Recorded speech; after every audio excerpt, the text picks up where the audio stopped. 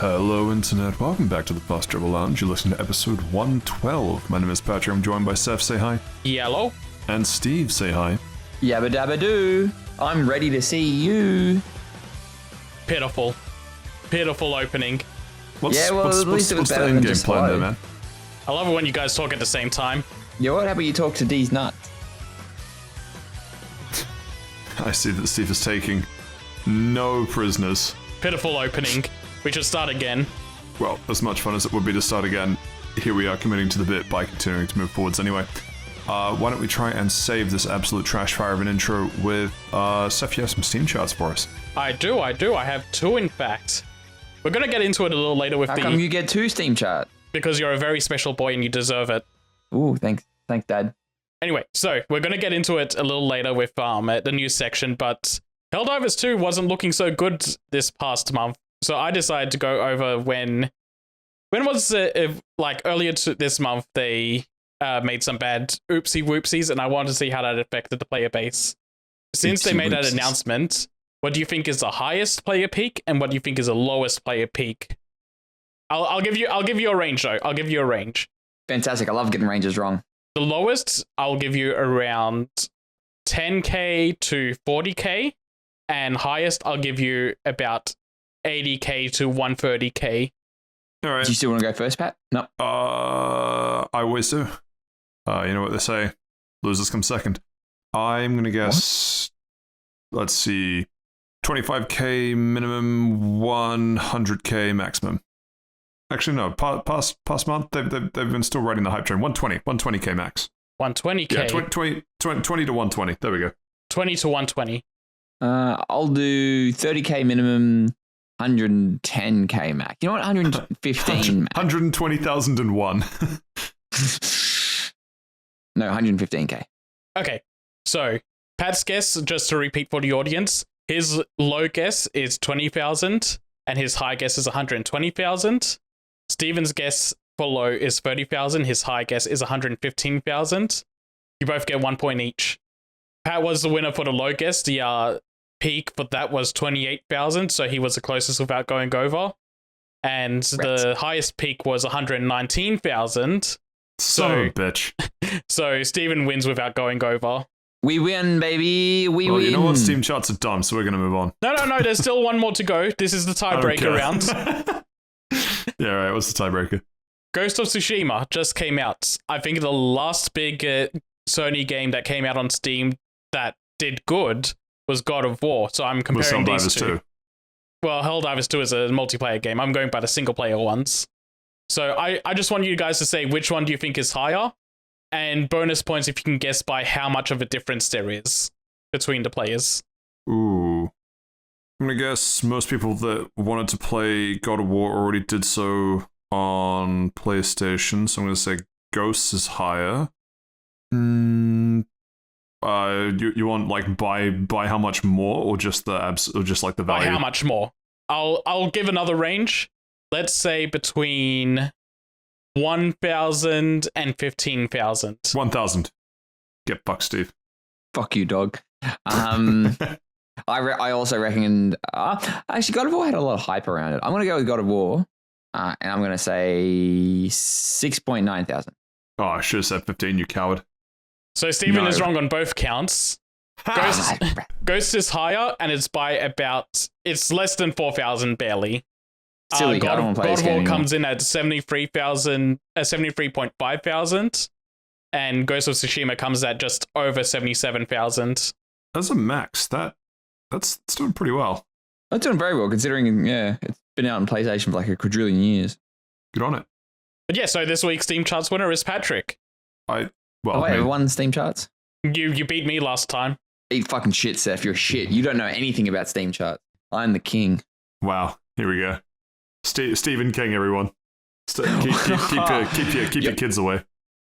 Pat, I hope. Okay, I'm ignoring that second comment, but I will say that I am yoinking that Stephen King bit. Yoink. Man, people are working on to hate me for this because I'm going to say it all the time and then they're going to kick me out. Good. It's what you deserve. Did they hire Stephen King because this is a horror show? Oh, hang on. Here we go. Oh, you know what? Your bit should be they call me Stephen King because this is it. Boo! Move I on. haven't seen it, so let's workshop it offline, Pat. Fine. Right, well, might as well go into round lunch for this week. Steve, other than rebranding yourself as the king, what have you been up to? Ring-a-ding-ding, baby, you've reached the king. I have been playing Temtem. Definitely feels like we've got Pokemon at home. It's one of the monster taming video games of all time. And as the certified Pokemon master of this podcast, it's given me some interesting perspective. Interesting. And moving from Stephen King to the man-meaning king, Saif, what have you been up to? I have been playing Granblue Fantasy Relink. Why? Because it is a game that came out I was interested in, and it was like half off on Amazon, so I bought it and played it. No need to get so defensive. You bought it on Amazon? I buy most of my games off Amazon because they're always cheaper than buying it anywhere else or digital. Was it 75% off? It was like 50% off, 40 to 50%, fucking I think. Jesus fucking Christ. I cast Toaster Bomb. Toaster Bath. Damn it, I fucked it. I cast Toaster Bath. Thanks, Seth. You fix it up in post. Seth, between you and me in future, you're supposed to give Steven a range. Yeah, but I feel like he'll always get it wrong, and then he'll get pissed off at me even more for that. I'm not going to blame myself. You're just making me look bad in post-production. It's my favorite thing to do on the podcast. You know what? That's right. Instead of being turned into animal noises, I'm just going to make animal noises. Oh god, he's going to make me do more work by actually getting Steven audio clips to put in to make it sound like we had an actual conversation. You know what my favorite edit was when Steven was trying to talk over me and I just made him sound like he was inside everyone's walls. Okay, the best edit was where Steven shut up. The second best edit was when Steven learned to shut up after the first edit. Just cut my audio. Happens every time, don't worry. What have you been up to, my friend, Pat? What have you been up to? Oh shit, where do we start? Oh man, so orphanages saved them all.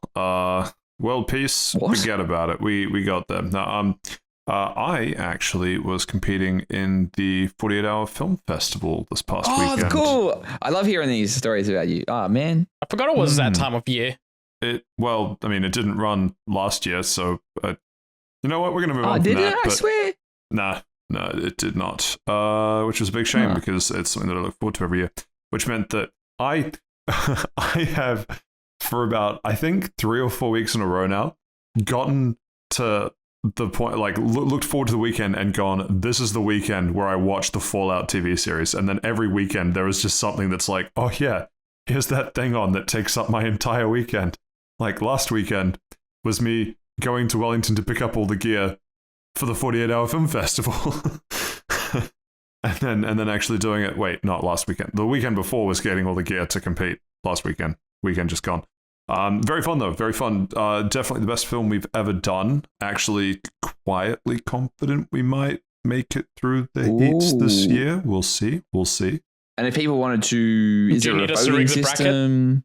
There isn't a vote that makes sense to plug, unfortunately. In fact, I can't even plug showing the video because it's under a not NDA. What's the word? Seth, you maybe you can help me out. It's like I'm not allowed to show the video until the judging's complete. That's similar to an NDA. Yeah, it's similar. I feel like there's a better word for it. Anyway, I think it's under Ligma. Who's Steve Jobs? Okay. Unfortunately, unfortunately, my movie has been ligmaed for the next 3 weeks. So after that point, it's fair game. Maybe we do a cheeky plug. Maybe we don't. I don't know. But yeah. Can you tell what genre it is? Because you got like hip hop last 2 times or something, and I remember you nearly punched I get musical a weirdly high amount, given that there's always 10 genres. Yeah. Luckily, this year we did not. This year we got real-time movie. As opposed to turn-based movie. Exactly, yes. Imagine a turn-based movie. Anyway, it doesn't. Well, plug it when it's ready. We'll review it for the pod. How about that? Did you like that? Ooh, that actually does sound kind of good. Yeah, spoiler cast? Hang on. It's really 4-hour spoiler cast? Hang on. 4 hours spoiler. Bro, 4 hours is a 12th of the time that we had to make the thing. You're welcome. It's actually it's kind of funny how because plenty of people about like at work and stuff have asked about it too. It's really annoying being so happy with how this one came out, but not being able to like show people. So it's also a bit of a departure. We went for horror rather than we normally do comedy. Did a couple dramas here and there, but tried horror for the first time. I think it went rather well. Anyway, so that's been my basically 2 weeks. Was prepping and leading up to that, and then doing it all this past weekend. So basically no time for anything else. But I see that Animal Well is doing very well. I get it. Well. Oh, So I get it. I was like, yeah. what? Yeah. Yeah, exactly. Yeah. So I Here we have to go, give Donkey. Donkey props because I really don't want to. He is a bad content creator, but he's a good video game publisher. If he's a bad content creator, why do you keep linking us his videos? Because if I watch them, I want everybody else to watch them. But if he's a bad content creator, why are you watching him? Because he was good like a year and a half, 2 years ago. Oh, so you're coping that he'll be good again. The next video will be his best, I reckon. I've been saying that for like 10 fucking videos. He peaked at the knack jokes. True. He's not even. He just does those knack jokes at like the end of the his end of year special. He's end of year. That and Super Mario Brothers too. Yeah, that too. That's the best game of all time to him. Yeah, Absolutely. Yeah. So Always has been. Well, I am interested in, and I see that. I think since we last recorded, Hades 2 is now in early access / beta. Which Yep. I think we talked about it possibly on the last episode. It's been that long, I can't remember if it drops that week or not.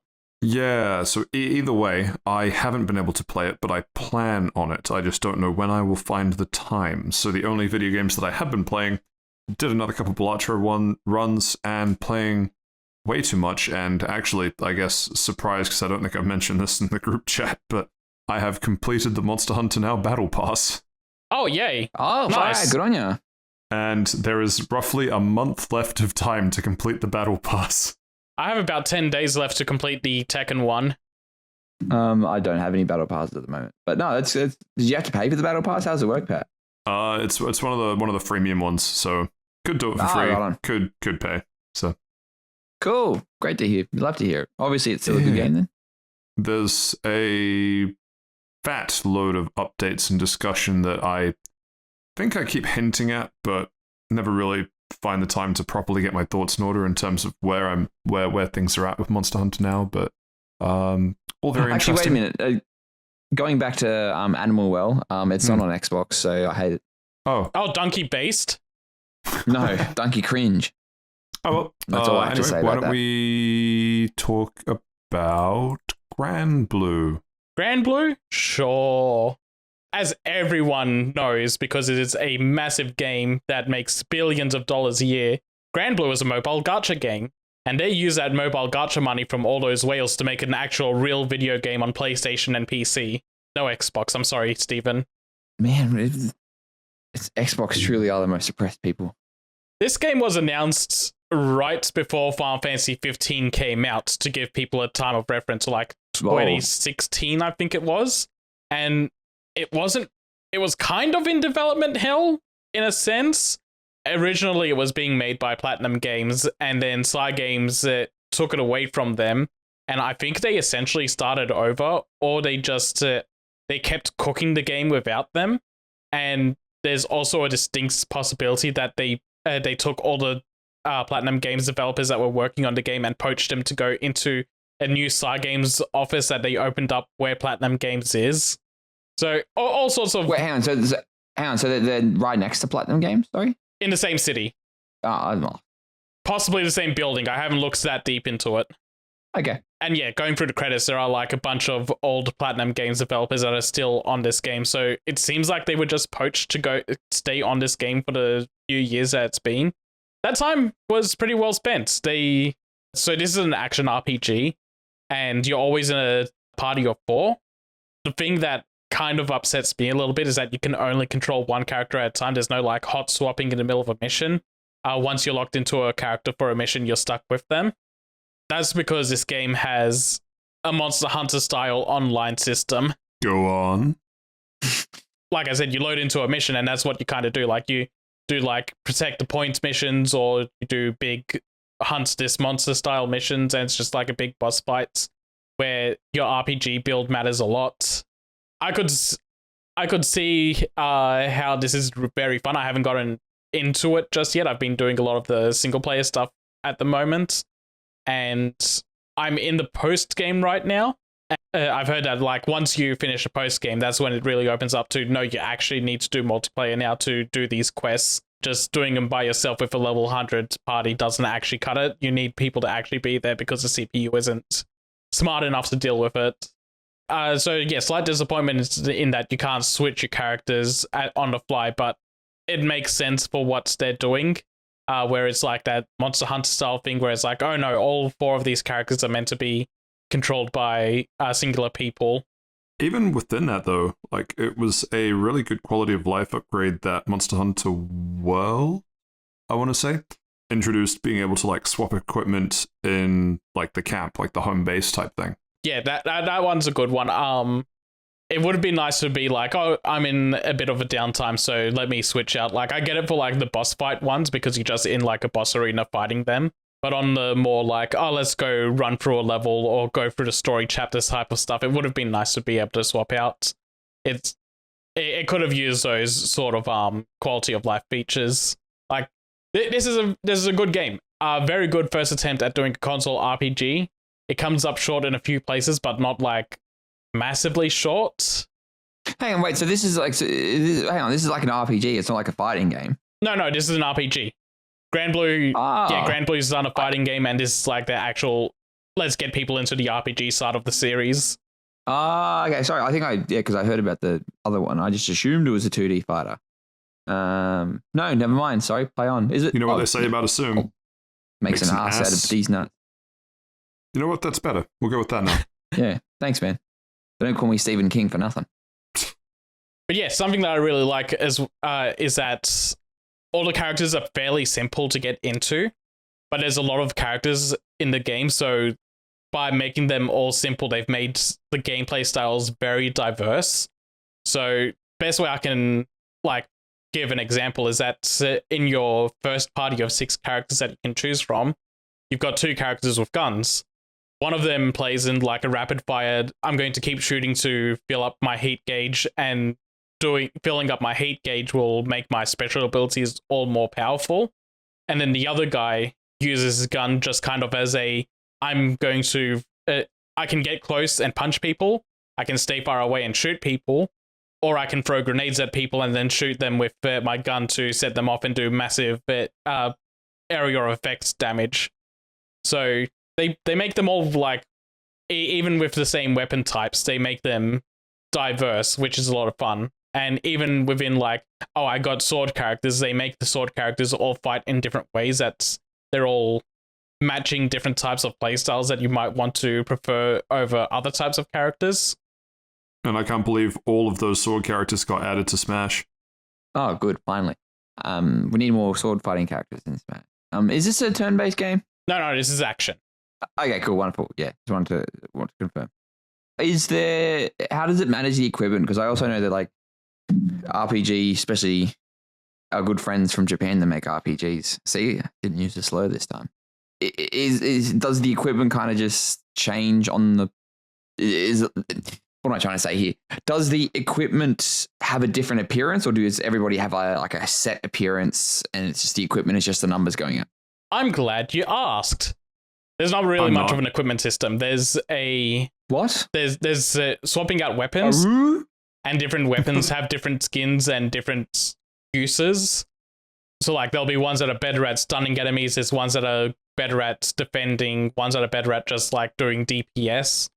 So they all have their own different roles, and they all also have like their own different tiered upgrade skill trees. The nice thing about the skill trees is that once you unlock a node on that weapon, that's tied to the character itself. You don't have to have that weapon equipped to have that upgrade.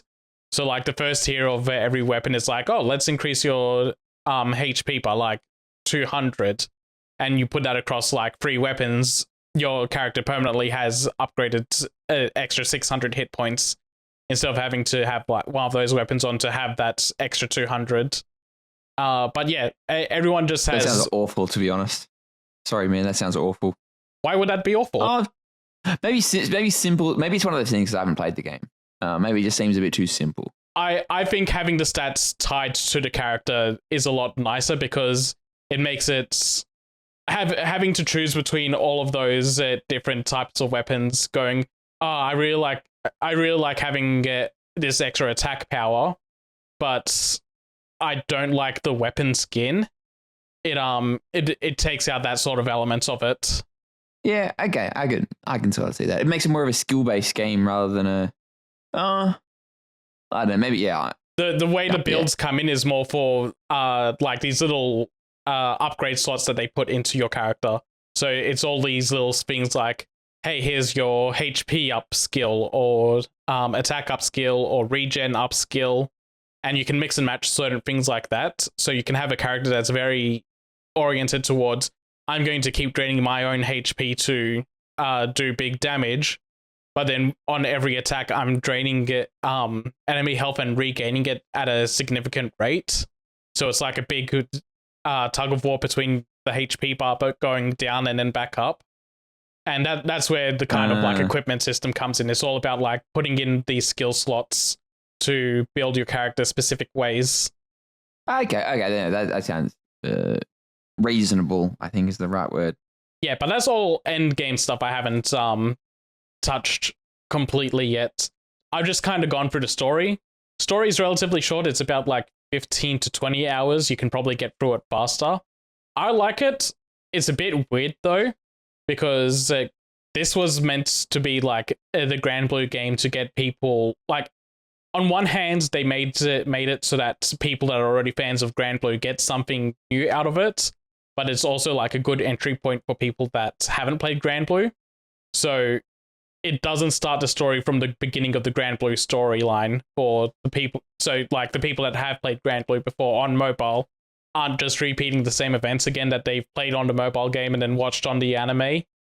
This is somewhere between like Acts 2 and Acts 3 of the story for the mobile game.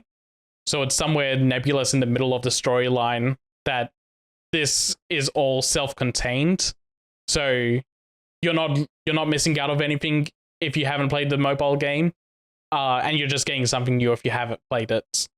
I think that's a bit of a weird decision because they do a lot to try and catch you up on the story of what happened in those first two arcs of the story from the mobile game, and they're all presented in like visual novel elements.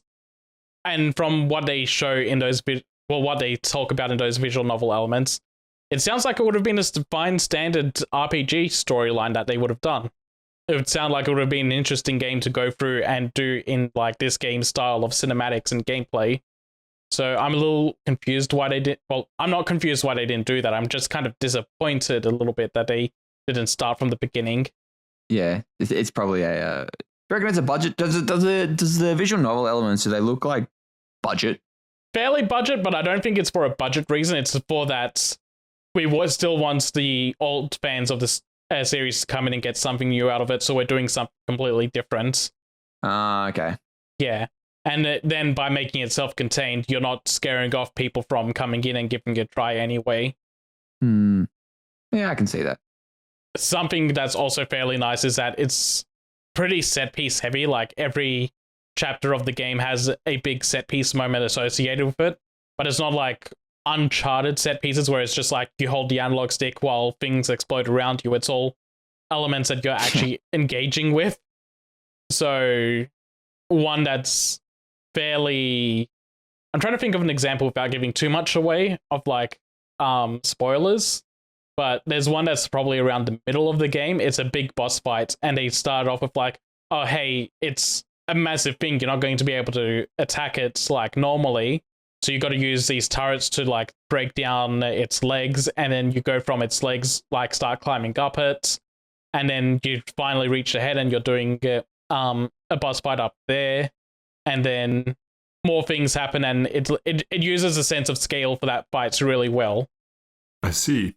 Yeah, it's kind of hard to talk about without trying not to spoil it, but overall, I've been like really enjoying this game. I think like all of the characters being like simple but very diverse in gameplay styles is like a massive notch in favor for it, and I'm really looking forward to going into like the multiplayer elements of the game and seeing just how much crazier things get when you reach into that moment of, oh no, I need to actually start teaming up with people to play through it. Cool. Is it something that you're likely, like, from what you've played of it, do you think multiplayer working the way that you expect will keep you hooked for a bit? Or are you more, you've seen what it does, might play a few games and then sort of tie it off?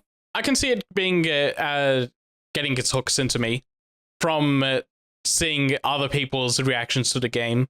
They've put, like I said before, this game's story is like 20 hours, and I've seen people be like, yeah, I put 200 hours into this game because of the multiplayer. It's got that insane Monster Hunter replay value.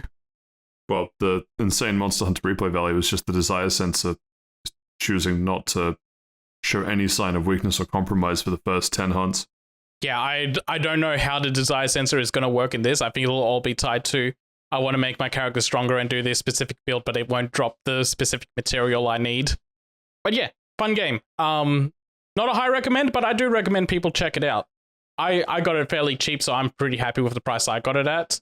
Apparently there was some sort of number you could give it out of a different number to convey the amount that you would recommend it. I was going to get to that, but I was also going to say... I'd rather interrupt you. I was also going to say, if you can get it on sale, then it's definitely a high recommend. But right now, I'm sitting at like probably a 7.5. It's fucking rated out of 20. No, that's fine. I'm being dramatic. Sorry. Are we... And God forgive me for what I'm about to say. Does it... Blend? Like, is there... Like, because I know it's too late. I've already started. I shouldn't have said it, but... Character designs, are we talking like the armors for the females are like very revealing? No, it's fairly for tame. A friend, of course. Oh, interesting. The thing that's like most egregious about the female character design, I guess, is that like one of them, you know Lulu from Final Fantasy X, right? How she's got that dress that like it shows her shoulders and then cuts across and just barely covers the top of, like, not even the top of her breast. It exposes the top of her breast but hides the nipples. There's a character that has that sort of dress. And then there's a lady knight with boob armor. Like, not like exposed boobs, but it's like like the armor has boob plates. Yeah, like it's like the armor skin tight, but then it's like a Garuga when it gets to the It's not even skin tight armor. It's like normal armor, but it's like and then the breastplate. Weird. Well, I guess it is called a breastplate. But I do want to throw in one more kind of like nitpick at the game. There's no crossplay. This game would do a lot better if it had crossplay on it. Have you thought that maybe it doesn't have crossplay because they'd need to activate PSN accounts? No, because Sony doesn't own the game, which makes it not being on Xbox even more confusing. You know what? Everybody gets a Microsoft account. You know what? Everybody gets a Windows Live account. Am I going to be forced to interact with AI on that? And it records my screen? Always has been. Hopefully. Isn't recording your screen just streaming? No, like the Microsoft AI is always watching what I'm doing on my computer. Yeah, so is Xbox Connect. Yeah, it always has been. Why are you surprised by this? You don't want Microsoft to know what you're doing? You're not doing anything illegal, are you? Yeah. I have pirated all of their games. I do not need them to know about that. I reckon they're actually selling the video to Nintendo to make sure you're not emulating anything. What do you mean? Xbox is looking at which games Seth's playing to know which studios to close down. So they're going to close down Namco Bandai next. Oh, if only we could. Well, it's got to buy it first and then release a mediocre game that they've flogged. And then it's like, nah, it didn't work out. Who could have said anything? You know, also close down a studio that releases a very highly praised game. Yeah, but you win some, you lose some. Oh, I didn't think that was a good game. So you're saying they deserve to be closed down? I didn't say that. No, you said mediocre games deserve to have their studios shut down, and you didn't like it. No. You said I, Stephen H. King, decree that. H. The H stands for handsome. You know what? You guys are right. I want everybody to be unemployed. I want every single person on this planet to be unemployed, except for me. There, I said it. They didn't like it what he said because it was the truth. You're just miserable because now you have to do all the work of everyone on the planet. He loves the taste of boot. Everyone else is like, what are you doing today, Steve? And I'm like, going to work. And everyone's like, eat fucking shit, big fella. Everyone's like, what's work? then I'm like, sorry, some of us have work to do. And they're like, yeah, right. And they're just partying. Oh, man. Yeah, actually, I changed my mind. I want everybody to work and I don't want me to work. No, it's too late. Can I be a stay-at-home husband for one of you fellas? No. A stay-at-home Stephen King for all his royalty checks. You make more money than me, so I'd be the stay at home. Yeah, but I'm happy to not do. I'm happy to stay at home. I'm too pretty to work. Why did it go quiet? I promise I'm pretty. You don't get those thick, calloused hands from all the desk work you do? Oh, someone's got to do those Excel spreadsheets and type up those Word documents. Sometimes I have to send emails. God, that's hard. I had to go to a meeting today in person. Fuck, I might as well kill myself. An in-person meeting on a work from home day. Who would have thought? Sorry, this is getting really sad. Can we move on? No, keep going. No.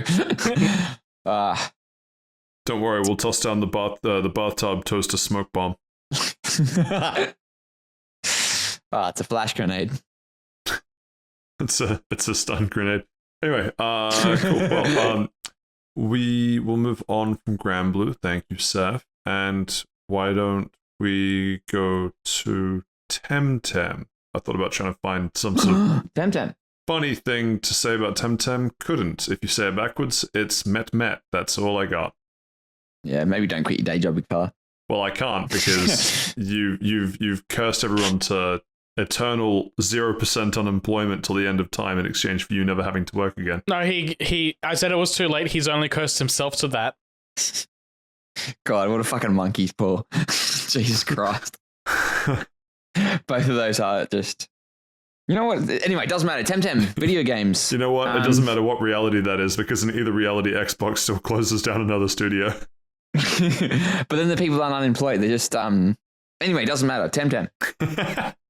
So Tem Tem is a monster taming, we have Pokemon at home type of game that was kickstarted in, I think it was 2018, 2019. I'm sorry, can we not derogatorily compare things to competitive video games?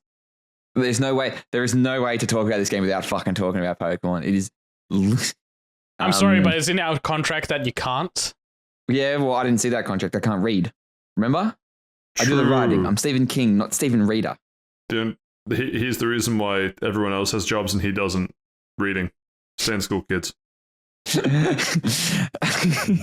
Anyway, so this game was announced to be kickstarted in like 2018, 2019, and it got funded pretty quickly on the premise that this is MMO Pokemon was pretty much the way it was positioning itself. Did it have guns? No, it did not. That was Power World. Which is rough. That's different because it just took the Pokemon design, not the Pokemon gameplay, which this game does. So the key difference is essentially the only key difference is that all battles are double battles. All battles with other trainers. I don't think Tem holders or whatever they call them. I was going to say, are they even allowed to be called trainers in Temtem? I get the feeling there is so many stuff that it's like instead of gyms you got dojos, instead of Team Rocket you've got Team Balatro. Oh, sorry, not Balatro. Something that starts with a B. It's a little bit uncanny with the stuff it does. Like instead of storing them in Pokeballs, they're stored in cards. You can only have 6 Tems in your party at one time. They have like an ability. They hold items. They've got stat points. These stat points have IVs and EVs, but I think here they're called IPs, like inherited points, and then there's IPs and EPs. No, it's IVs and TVs, so inherent values and. The fuck is a Temtem doing watching TV? I don't know. Who knows? That's what they're getting up to. Do you like Breaking Bad? In their card, sorry. Probably, yeah. I'd say except for maybe The Wire. Anime. They're more Sopranos watchers, I think. But anyway, and like it's got a bunch of types. There's like fire, water. There's like 7 or 8 types, like fire, water, earth, crystal. Instead of psychic, it uses like knowledge type or mental type. Sorry, like it's a lot of kind of stuff like that. It's just okay, you just renamed it, and it's very good. It's got a lot of character. The writing is very charming. It's very funny, and it's sort of split up into different islands. So like you finish the part on one island and you go to the next one and so on and so forth, and you're following the story here. And because it is sort of like a MMO light is probably the right word. I can see other sort of people in like the overworld, like other human people walking around in the overworld. Like they'll have like mounts. They'll have, because you in Tem the Pokemon, the Tem that's like first on your list like follows you around like the Heart Gold, Soul Silver. So that kind of gives a bit of character. But then like when you're seeing someone in the overworld in the starting town, and they've got this big fuck off dragon snake thing behind them, I'm like, oh, I wonder if that's a legendary, or I wonder if that's like a late game type of Tem. But yeah, as I was saying, it's got a lot of character. It's got a lot of charm. The Tems are roughly well designed. There are a couple of like, especially on the first island, they're very fucking reductive. As in they're kind of similar and they kind of just blend into one. Like there's nothing out of the ordinary type of thing, which is... Does it fall into the same kind of trope that Pokemon has where there's always a rat type, there's always the bug, the early looking bug, the early looking rat, the early bird? Yep. Pretty much, yeah. And it does fall into that. Like they had a chance to kind of do things a bit differently, and they really didn't. They played it a bit safe. Like even to the point where like the first island is pretty much just filled with like grass and water types, and that's pretty much it. Then you go to the second island, and then it's filled with flying and I think earth types. And then you go to the third island, and it's just filled with like poison types and stuff. Like, but it definitely feels like they've made it harder for themselves in the scale of their islands. Like, and especially on that first island, it is a fucking drag. It feels like literally every 15 to 20 steps, like there's a battle with a trainer. And it's like, you're using these fucking 2 Tems. Or like, I've seen these a million times. I'm fucking sick of them. And to the point where like, by the time I finished like the first island, like I think the 4 or 5 Tems I was using like in my party were like 10 to 15 levels over leveled. And it was just such a grind getting through that. And it's not even like presenting different challenges because I'm like 1 or 2 shotting all of them. And like, because it is double battles, there is a tiny bit of strategy in it, but all you're doing is essentially just targeting the 1 Tem. But then because one of them's left like alive, you'll always take a bit of damage and it kind of chips down a bit. So it's kind of like the first island especially is the worst for it. And a little bit of the third island, it just becomes attrition. Like it literally becomes like, okay, I've done 6 fights in a row. I'll go back and heal and then I'll keep going. And like it doesn't feel difficult. The dojo fights, which are like the gym leaders, essentially, those get a bit difficult. But that's because the Tems they use are different to what you've encountered, and you don't really know their types, and the game doesn't tell you what it's weak to or not weak to unless you caught it. So it can be a bit of like you're going in blind, and it's like, oh look, their aces are this Tem I've never seen. I don't know its type. Oh look, I thought it was like a poison type, but it turns out it's a crystal type. I've done a quarter damage instead of like 2 times damage. I'm out type of stuff. So that can be a bit frustrating. I want to go back for a second. How are the types in this game? Because, Pokemon has like 18 types that everyone is familiar with. Do they try to go crazy with it in Temtem, or is it like, does it make sense what they've done and it's slightly different, but also kind of the same? So I'm just looking it up now just so I'm 100% sure. So there's 12 different types. Crystal, melee, earth, electric, fire, wind, water, toxic, neutral, nature, and mental, and digital. And they're all pretty standard type of things you'd see. With like, they're missing dark, they're missing steel. Anyway, but like, it kind of feels like it's... Yeah, because Crystal feels like an odd one. Crystal is a bit of an odd one. Digital feels kind of odd too. Digital I can get because Porygon exists in Pokemon, and that always feels like something that could have been its own sort of like... Yeah, its own type. Yeah. Cyberspace sort of typing, but then they probably felt like it'd go into the Digimon aspect if they did that. Yeah, and there are some I think it's because they kind of in the early game for pretty much the first 30 levels, you can pretty much only get water, nature, and wind types apart from your starter, and that it just feels so frustrating. Like just trying to come up against something that's like that number one, you haven't seen before. And number 2 has a type that you just don't know if you're good or not against it. And it's kind of like a bit of memory. And I appreciate that's like some of the game. But when you're doing like 20 fights with the same kind of Tems and the 21st fight, they send out something and it's like, I don't know what the fuck this one is. or you can tell it's an evolution of one that you've already versed, but you're not sure if it's gained a new type or a different type or something. And maybe it's me being a bit lazy because, like in Pokemon, the second you see a new Pokemon, like it'll register it as like, oh yeah, that's a water type, which means this and this move are effective against it. And I really appreciate that, even though I pretty much know the type chart in Pokemon off by heart. But coming to this as a new player, it's kind of like a bit, shit, what's Melee good against? Like Melee is good against Earth and Crystal, but Mental's good against that. Like, and some of it makes sense, some of it doesn't. But at the same time, like, so for example, Toxic type, Toxic is good against water and nature, but that's not really what it is in Pokemon. So it's kind of like, and I kind of appreciate that I'm kind of like, oh no, Steve, this isn't Pokemon, this is Temtem. But it takes so much from Pokemon, and then to change up the typings, it just gets a bit weird. Like there's even stuff where like you can like nickname your Tems as soon as you catch them. There's like in their Pokemon Center type of things, there's a PC box that is like essentially a PC box you'd get in Pokemon. So when I say that it's like it's an unfair comparison to compare their type chart to Pokemon's type chart, but like it just doesn't make sense. And if you're following the logic that they follow through, like the quality of life things that Pokemon does, to have a different type chart makes it very frustrating. And it's just kind of a bit grating to what it is. And maybe they're trying to do their own thing, and I appreciate that. But there's so many things it copies or takes inspiration from. I feel like it might also just be a legally distinct thing they have to do. Like they can't just outright do the same typings as Pokemon because that'll bring the hammer of Nintendo lawyers down. Yeah, every type is just like totally not poison, totally not water, totally not fire.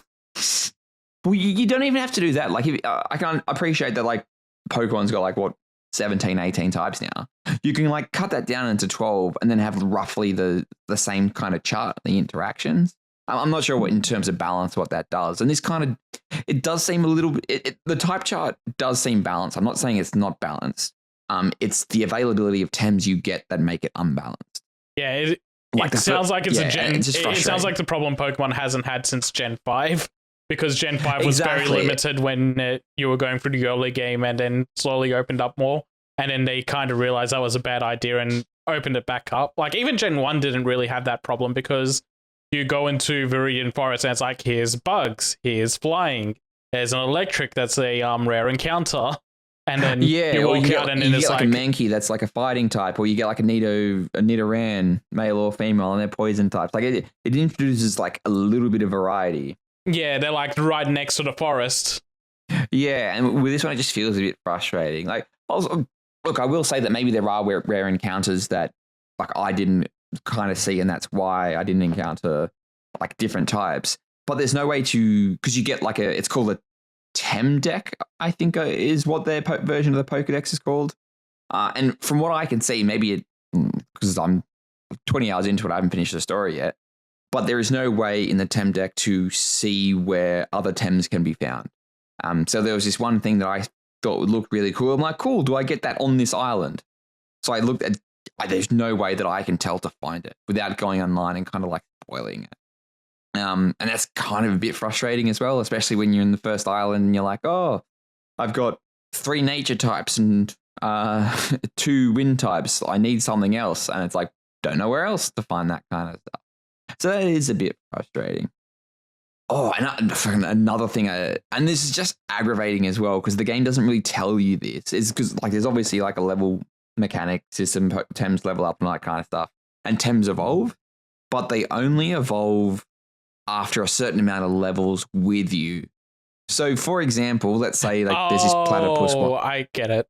Yeah, so if you've got a platypet and you catch that at level 20, it will take about 18 levels for that to evolve, but it has to be 18 levels since you caught it. Yeah, it makes catching an early stage Pokemon later in the game harder to evolve if you do that. It's frustrating because you'll get like for lack of a better word, like a baby or a stage 1, and then for it to go like 18 levels, and let's say you catch it at level 40, you're waiting to level 58, which means it's not doing a lot of damage. Pokemon doesn't do that unless it's a dragon type. True. And even then, like if you catch it at like level 50, like it'll be fully evolved by 55 unless it's fucking Volcarona or something. But like it is just kind of frustrating, especially in that mid to late game. It's like, okay, cool, this Tem looks really good, and I'll have it like I'll do switch training, or they'll give you this thing called a coward's cloak, and that's essentially an XP share, which kind of presents its own problem because you're nerfing the experience you're getting for your main Tems to train this one up, and because it's not evolving, it's just very, very frustrating in the way. And I didn't realize this because the game doesn't tell you this until I looked it up, and I had this one Tem that was like, I caught it at level 40 and it was like level 50 and it hadn't evolved yet. And I'm like, how do I evolve this thing? And it's like, once after it's been with you for 20 levels. And I'm like, I can't do this for fucking 20 levels. And it's very, very frustrating. And it's one of those things I can sort of see what it's trying to do. Like it's trying to be like, you'll get a bit more of an appreciation and a bond with the Tem if you're with it for a certain amount of levels. But in the mid to late game, it's frustrating. And I don't know how they do it for like post game either. Because there is a breeding kind of system in here, and it kind of does, it hints a lot that there is like a competitive aspect. And from my understanding, there is a like competitive scene. I'm not sure how popular that is these days, but it just seems it's so weird. And it's just, is there like a daycare system? Yes, there is. So I don't think so. A Tem in daycare, would that count towards the level, like the evolution cap requirement, or does it have to be like with you? With you. So as I'm sure we're all aware, I think it was like from Gen 8, the daycares no longer level up your Pokemon; they're only used for breeding. Oh, really? And it's it's either from Gen 7 or Gen 8. Like they don't use for level. Seems stupid because of 8, the whole Abra thing. Sure. Wait, what's the Abra thing? Like Abra's only move is teleport, so you leave it at daycare till it's like one level away from becoming Kadabra. Oh, I see. Yeah. Well, like you can switch train it or something, or it learns confusion pretty early. Anyway, but I think it learns confusion like the level before it becomes Kadabra is the thing. Yeah, probably. You're right. That is confusing. Switch training. It's confusion. But yeah, and that whole breeding thing I haven't really gotten into, and I really don't think I'll get into it. It doesn't really seem that intuitive or anything, just from what I've been, what the game tells you. But and I think there's 160 something Tems, I believe, which is quite a feat, I think. But there are some that it's like there's 3 different types of goat. There's a monkey that like becomes a bigger monkey, then a bigger monkey. There's a platypus with a helmet on its head. Yeah, I know, right? Like maybe there are some that are pretty cool. Like I've got this fire electric beetle thing, Scarabolt. That's pretty cool. There's this, but the actual strangest thing though is like when you get your starter, because it's like a double battles. The professor, for lack of a better word, is like, oh hey, like I've got this really rare bird Tem. You should take this as well. And I'm like, oh fuck yeah, this will be unique. It's not. It seems like every fucking 4th fucking Tem trainer has one of those. It's not on Pidgey level, but it's like it's Spearow. Having a Spearow. Like it's a little bit more rare. It's like a little bit more rarer, but like he's told you, oh, like this is unique. And I'm like, fuck yeah, I love unique stuff. And then I think it's like one of the 4th or 5th Tem trainers is like, just uses it. And I'm like, you're a fucking bullshit artist.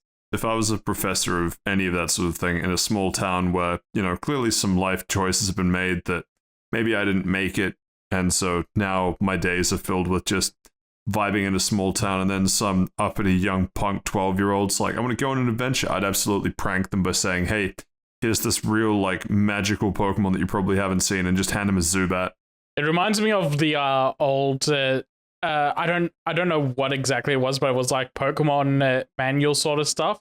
It had a picture of Professor Oak going, oh hey, Master Balls always catch something, so you should use it on a rare Pokemon like a Rattata.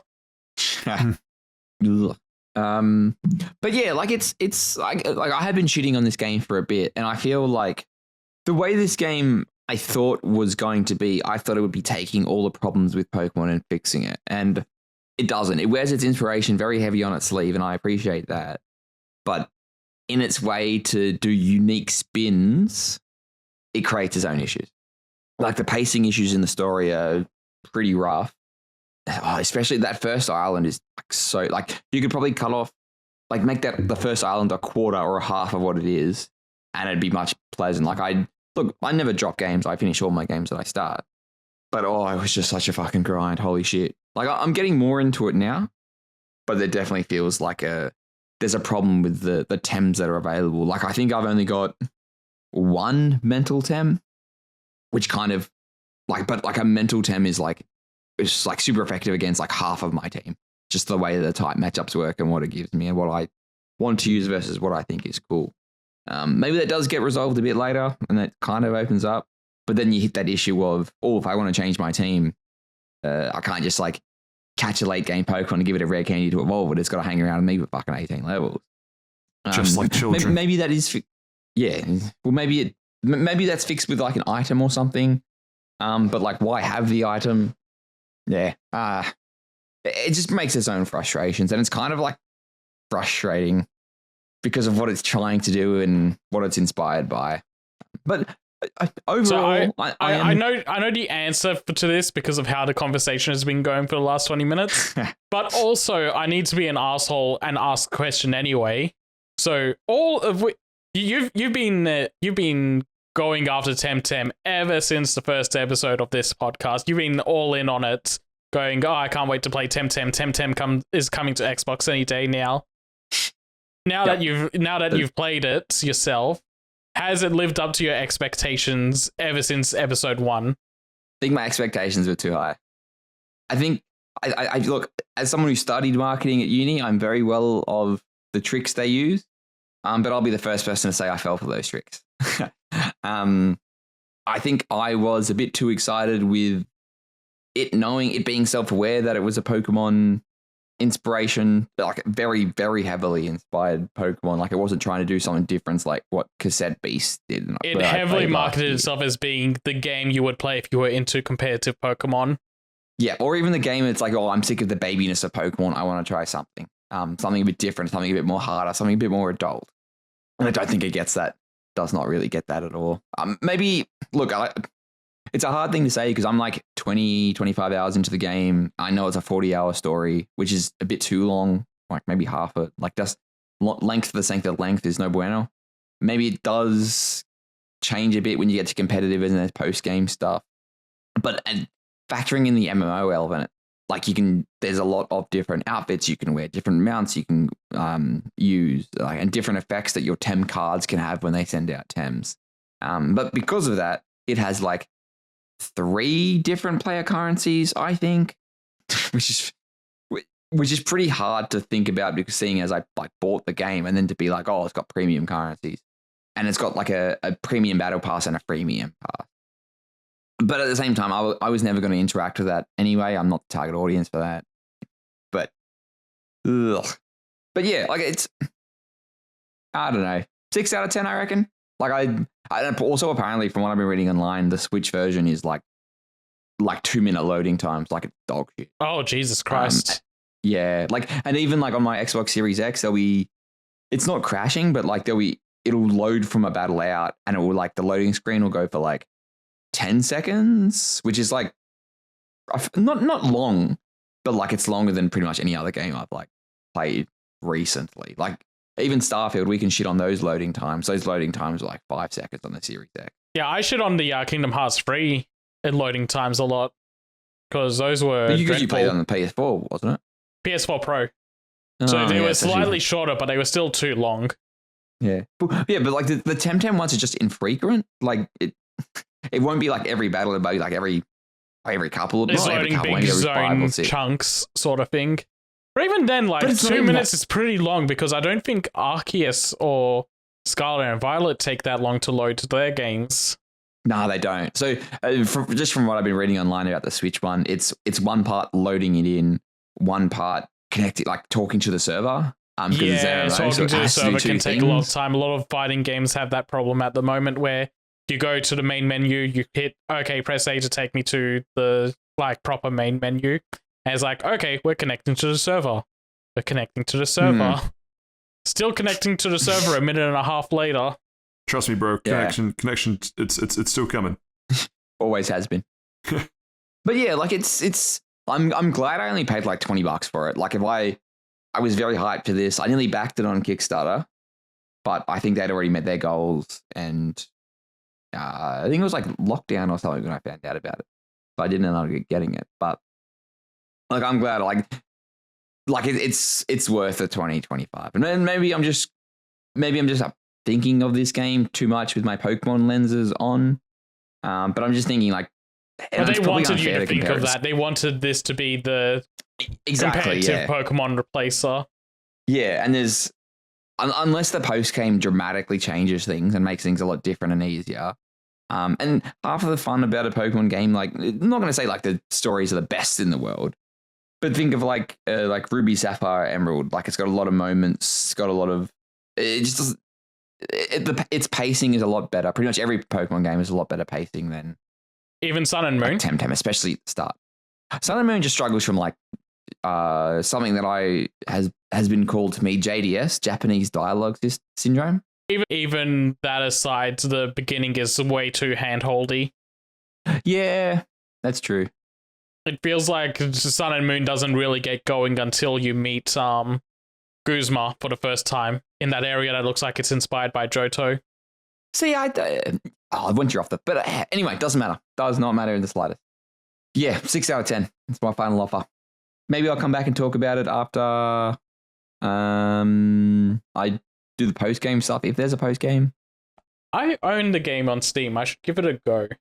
Ah, cool. After my glowing review, especially after your glowing review, I can't wait to come back and go. Actually, no, Steven was wrong. It's a 8 out of 10. There's no way that's. I'd love to hear that argument, Steph. You know what? Get Pat to play it as well. Pat, you're playing it now. I'm so tired, boss. I just wanna watch my Fallout TV series. You can watch it in the background. There's a lot of grinding in it. In Fallout, okay. Hang on, hold on. Let him grind. Let him wear trains' hats. Oh, very funny. Always funny, that one. But yeah, that's it. Do you want to review your movie, Pat? 10 out of 10. Love that for you. No bias at all. Yeah, exactly. Yeah, I, an impartial third-party judge, believe that it's a straight 10 out of 10. Not really worth reviewing. It's kind of meaningless because it's like, am I proud of it? Yes, therefore it's good. You know. Go I feel and like watch 9 times out of 10, you're always proud of something you create.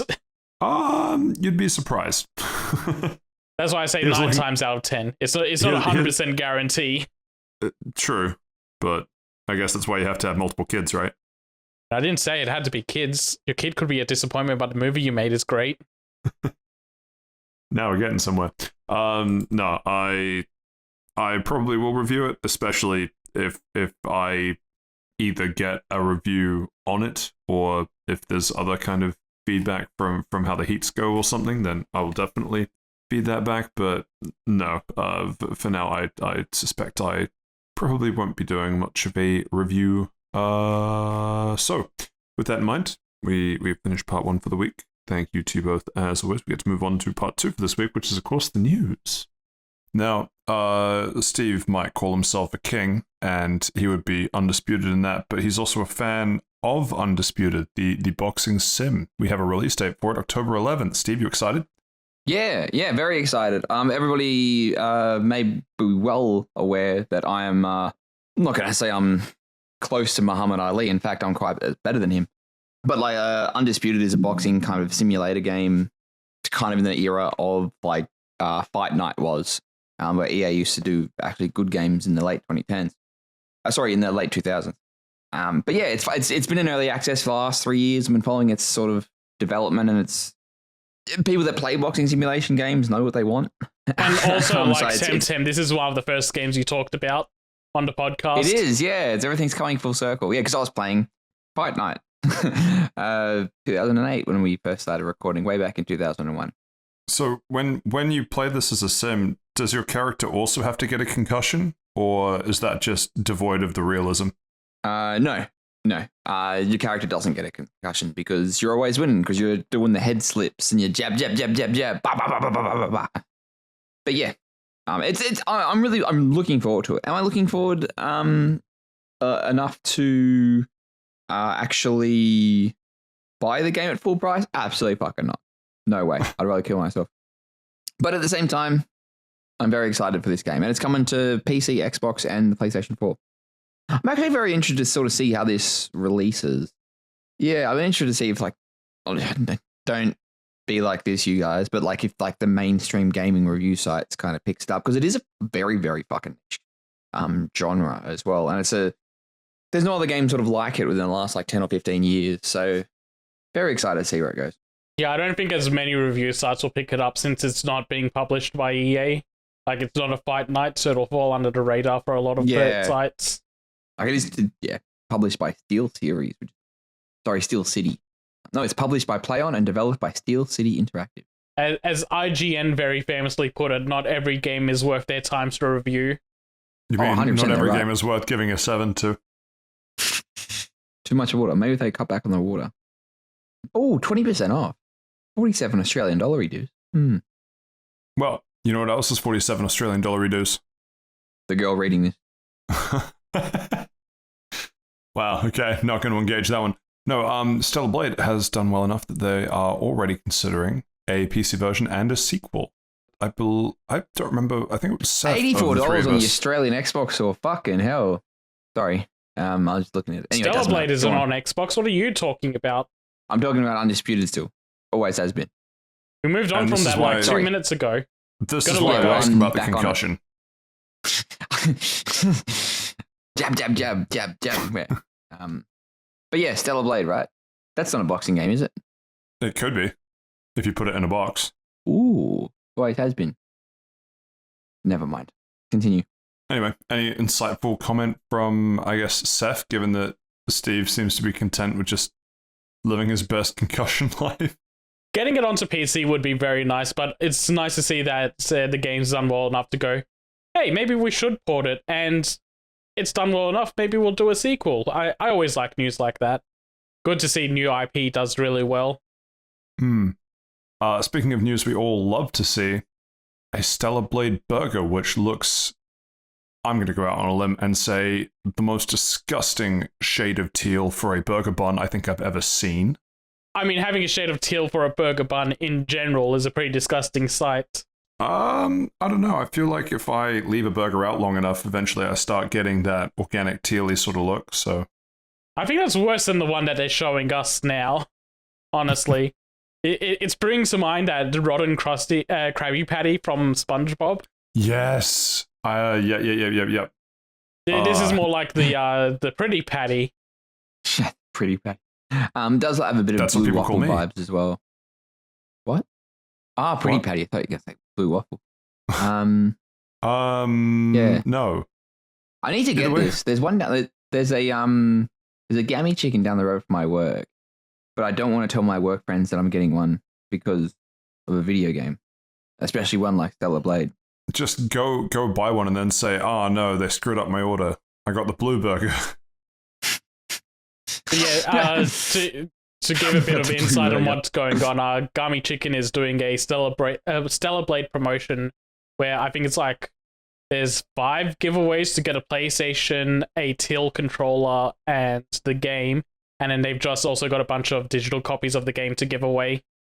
And on the off chance that not everyone is based near or in Australia, what is a gammy chicken? I've never been to one, but it seems like it's a Korean fried chicken burger place. Or just Korean fried chicken in general. Yeah, it's Korean fried chicken. I've walked past it like a million times. Yeah, there's not one near me. The closest one is like a 20+ minute drive away if I take the highway. So take the highway. Or something? Are we doxing you, Steph? The closest one to me is in... Cool. I don't know how to segue out of that. So anyway, Warner Bros. Is looking at transferring a bunch of titles back to some devs. This is mostly the Adult Swim games. I assume this is good news. It seemed like almost anything that Warner Brothers touches turns to shit. So this can only go well. If they finish it, to be honest. Yeah, true. There's not a lot to say about this one, I feel like, but it's stuff like Duck Game was published by Adult Swim and a few other games, and Warner Brothers is shutting down Adult Swim games, so all of these games are just going to become abandonware. But all the developers were like, hey, no, instead of making it abandonware, can we get the rights back to it and we'll just publish it ourselves? And so Warner Brothers has signed off on that, so that's just good news. What's the Rick and Morty game that you played, Steve. Sorry? The like talking gun game. Oh, High on Life. High on Life. I was like, I've never played a Rick and Morty game. But yeah, no, High on Life, yeah. But that was made from the creator of Rick and Morty. I don't think that's a Warner Brothers game. Oh, that's right. That was in the middle of like suddenly everything Rick and Morty IP had like I almost want to say like a company made to like support the IP. Yeah, no, I was just wondering if that was part of this, but no, I think you're right. I think that was something set up specifically for that by he who shall not be named. No, you're right. Good news. We're going to move on. Next. Possibly continuing good news. Multiverses. Well, I guess 2 bits of news. 1, Multiverses is out in a week. This will excite all 7 people who are really keen to play it. And 2, that they are adding Jason Voorhees and Agent Smith, which... And also, between the last episode recording of this one, they also announced a Joker. I swear the Joker was in the early access one. That's exactly what I was thinking. Nope, he was announced like 2 weeks ago. Oh, wow. Because Harley Quinn was in early access, right? Yeah. Yeah, you're right. Yeah, because I think like Harley Quinn and Batman are in there. Like I think just the implication being. Yeah, exactly. Yeah. They did get Mark Hamill back, so that's a nice touch. Do you reckon if Mark Hamill, his last name started with a C, he'd be calling himself Mark Hamill? Patrick, why do we do this to ourselves? Why do we get on this podcast with Stephen every week? Because we get to make jokes at his expense. Okay, fair. You're right. You know what? We need the fast travel lounge with a smoke After detector Dark. remix. Oh, is the After Dark a smoke detector? What? Yes, it is. Go back to eating your cornflakes. Marvel Rivals has decided to walk back the little, I don't know what you'd call it, a surprise mechanic, perhaps, that they left in their contract, saying that if you say anything bad about Marvel Rivals, that they are, I think this was in the contract, they are legally allowed to come to your house and claim both your kneecaps, which kind of interesting to enforce, but it certainly had a lot of people scared. I thought the legalese were saying they were legally allowed to terminate you. I thought the legalese were saying they are illegally allowed to terminate you. So I don't think we mentioned it because it's been a while, but Marvel Rivals is the... Don't say it. Don't compare it. Not allowed to. What are you going to? What do you mean? He was going to say the Paladins clone. No, still can't compare it to that. Compare it to anything. Yeah, you're not allowed to compare it to anything at all. I think isn't the exact wording in the contract you're not allowed to compare it with competitors, and technically, Paladin rolled over and that died. one that Gearbox. Yeah, the one that Gearbox made that no longer existed. Battleborn. The Overwatch killer that lasted 2 weeks and never even got close to it. Battleborn, yeah. It's the Battleborn. Which is weird that they tried to say it was the Overwatch killer when it wasn't in the same sort of genre space as Overwatch was. It was a very different type of game. So Marvel Rivals is like the Disney version of a hero kind of shooter like that. And from what I've been seeing online, it seems all right. Yeah, I've been hearing a lot of really good things about it. Yeah, like will it get me into it so I can just be yelled at for having a controller? Probably not. You see, Saif, you've activated the trap card because you've only heard really good things about it, literally because of this story. See, that was a good segue to get it back onto track. Okay, they got it. Anyway, not a huge amount more to add to that, but it is just funny that, again, this is the thing that's really funny to me, is that they never say, hey, we fucked up because, we decided to try and kind of legally blackmail you into only saying positive things. Instead, they just come out with the statement coming out saying, contract is a draft version aiming for long-term cooperation with the creators who are interested in Marvel Rivals. Development team hopes to have more meaningful and consistent feedback, suggestions, and criticisms through more in-depth cooperation. Yet they're also walking back the clause. So, I don't know. I fucking hate legalese. So this is the type of thing where I think like a lot of contracts have this type of clause, but in this specific case, it was too restrictive. And I don't know if it's like a cultural thing because NetEase is a Chinese company, or if it was just like they thought they could get away with it. No, it is good that it was called out and they're like, okay, we're going to walk it back. We're going to change the contract. The most ridiculous thing about it, though, is that it didn't need this clause because people were just already saying it was a genuinely good and interesting game, and people that didn't sign this NDA because they just got a code through other means, like people giving it to them or purchasing it from third-party sites, they were all like, yeah, no, I gave it a try and I thought it was really good. So they didn't need to be this restrictive about it because people were enjoying it. Yeah. Still funny. But you get scared. So what if they're not annoying. enjoying it? And that's what the feedback is for. Then Mickey Mouse is literally allowed to set you on fire in the street. We're that allowed when to they say get it's out the Mickey reviews? Mouse. We can't say any Marvel characters would do it. No, because that would be disparaging them. And as we all know, Spider-Man would never burn us. Everyone gets one. Tell him, Peter. Thank you for finishing that Family Guy reference. Yeah, no, I don't know.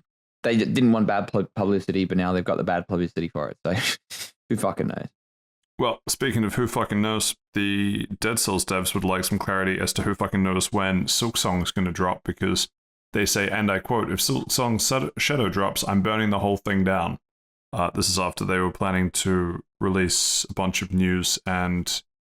was it to early access? Yeah, the early access release for the Rogue Prince of Persia. Yeah. The day they were going to do it, well, not the day, but like within the same week they were going to do it, Hades 2 Shadow drops their early access, and it's Hades 2. They weren't going to stand a chance against it, so they're like, yeah, no, we're moving out of the way. And fair enough. As mentioned at the top of the episode, something that I am very interested in, haven't played yet, but hopefully we'll find some time to play in between episodes of beloved show Fallout on Amazon Prime, who knows? But yeah, no, very, very funny headline. It's got to suck to be in the gaming industry when, if you're not working for one of those, coming along and being like, look, here's my beauty, and before you can even finish the sentence, Ubisoft has released 17 different shovelwares. Anyway, going to move on from that, and straight to, speaking of shovelware, actually no, that's a bit harsh. AAA shovelware. Yeah, there we go. Ubisoft Garden Variety shovelware. We have a November 15th launch date for Assassin's Creed Shadows, which this has caused a bit of a stir. For stupid reasons. Go on. Everyone's pissed off that the main characters are black. And by everyone, I mean stupid people. Oh, yeah, okay. I've seen a lot of reactions going, oh my god, the Japanese people would be so upset if they knew that the Assassin's Creed game set in Japan used a black guy as their main character. And then you look over on the Japanese side of the internet, they're all like, holy shit, it's Yasuo. We fucking... Wait, no, not Yasuo. Wait, is it Yasuo? Yasuke. Holy shit, it's fucking Yasuke. We love that guy.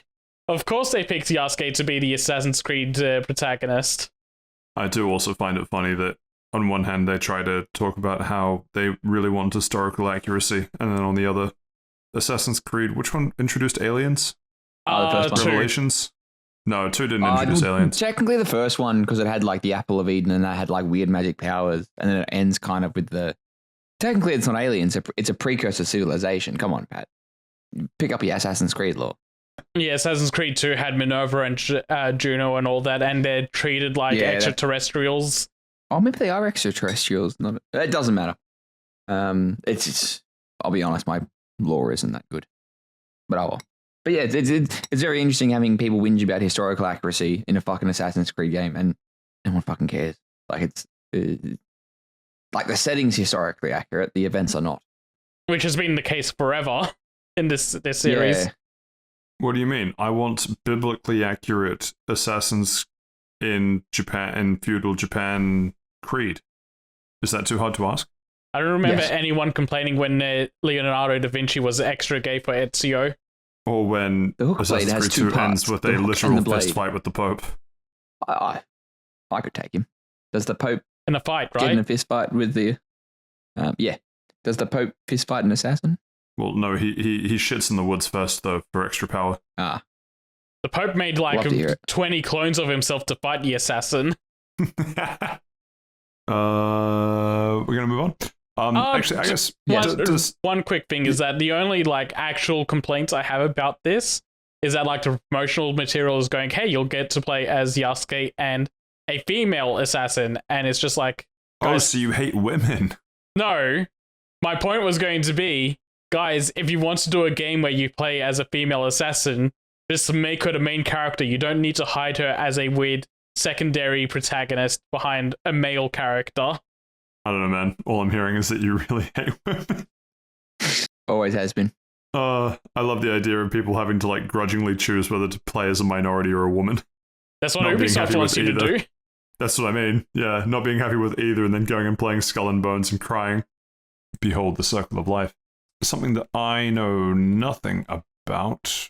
Raid Shadow Legends, the sponsor of today's. No, I don't know how. What is this? I think it's Renatus. Renatus. Yes. What is this? Never heard of this. This is that cheap developer Furyu, the people that made Monarch. One of their directors was like, "Hey, I really want to play Final Fantasy Versus 13, but that's never coming out, so I'm going to make it myself." It's something that's very specifically aimed at me. Fun facts, there was an interview with him that came out recently where he was interviewed with Tetsuya Nomura, the guy that made the Kingdom Hearts games and was in charge of Final Fantasy Versus 13. Renatus' director's first words to Nomura was, "I really want to play Final Fantasy Versus 13, the game that was cancelled 10 years ago." But yeah, for the Renatus news docket, they announced that they're going to do an official collaboration with The World Ends With You in the game.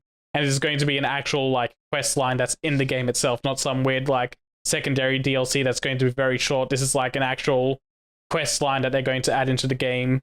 They were very adamant that they wanted it to be The World Ends With You, so Square Enix was all on board with it. On top of that, they also announced that the Western release is going to be September 27. Actually, like 3 months later, you never really hear about that anymore. Yeah, it doesn't happen that often.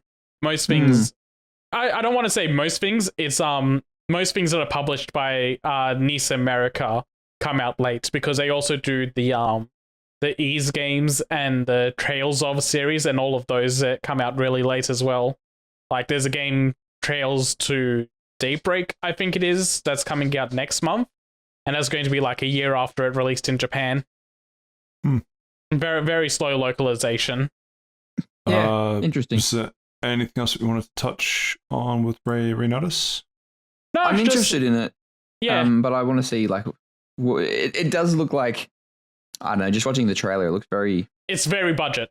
Low budget, very budget. Yeah, it's made on a budget of $50 and a dream.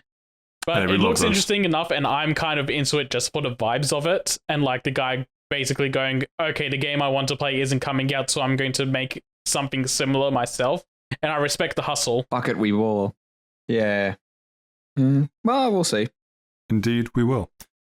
Speaking of seeing, we might soon be seeing Kingdom Hearts on Steam because a bunch of the games are coming to Steam on June 13th. I'm going to say I think we're going to see Kingdom Hearts 4 soon. The Steam release is a week after Summer Games Fest. They're doing a big trailer tonight to show off the games coming to Steam. I think we're going to see Kingdom Hearts 4 soon.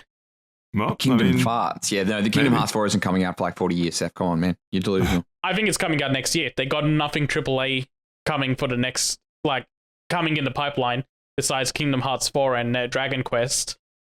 And they're not going to talk about Dragon Quest till they talk about the Switch 2. Yeah.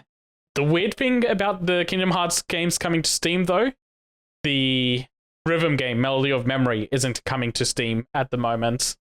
They're skipping over that one, presumably because of licensing issues, because there's a lot of Disney songs that are going to have to get the license to re-release.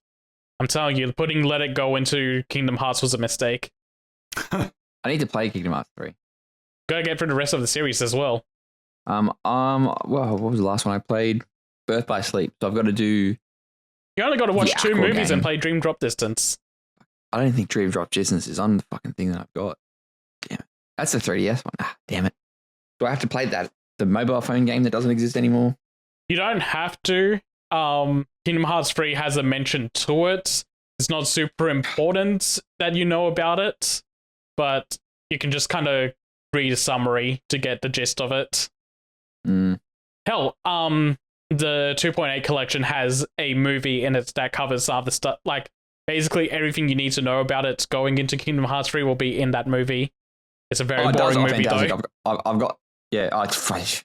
couldn't be as boring as fucking 358 by 2. Jesus Christ. It's more boring than that one. Jesus. And I still fucking watch it up like slop that I enjoy eating. Can't wait. So, Well, Patrick, are you going to get it? Are you going to be a Kingdom Hearts head? Is that what the fan base calls itself? Not No. Kingdom Heart Attacks? Kingdom Fighters.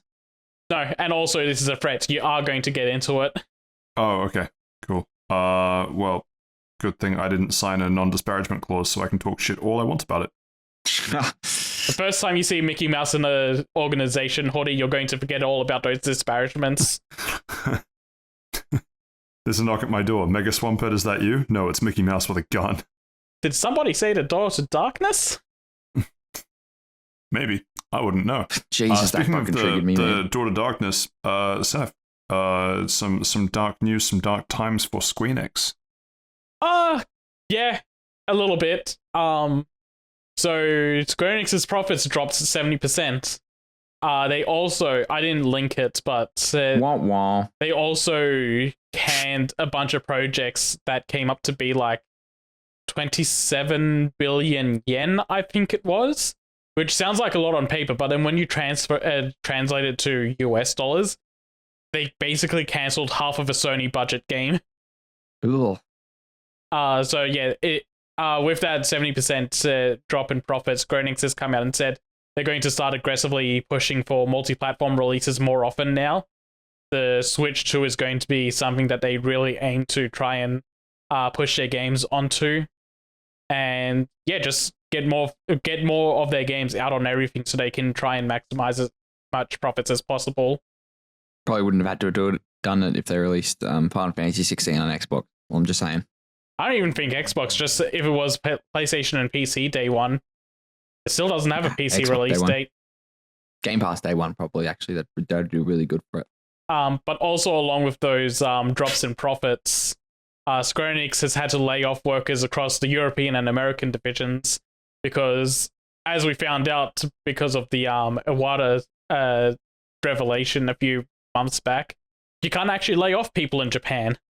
So they laid it off in the countries that they could lay off employees. I thought they were mainly Japanese focused studios. The American and European branches are more for localization stuff. And I guess marketing. Okay, that makes sense. Yeah, that makes sense. Marketing something called Final Fantasy must suck. To be like, I bet you thought the last one was a Final Fantasy. Well, wait, there's more.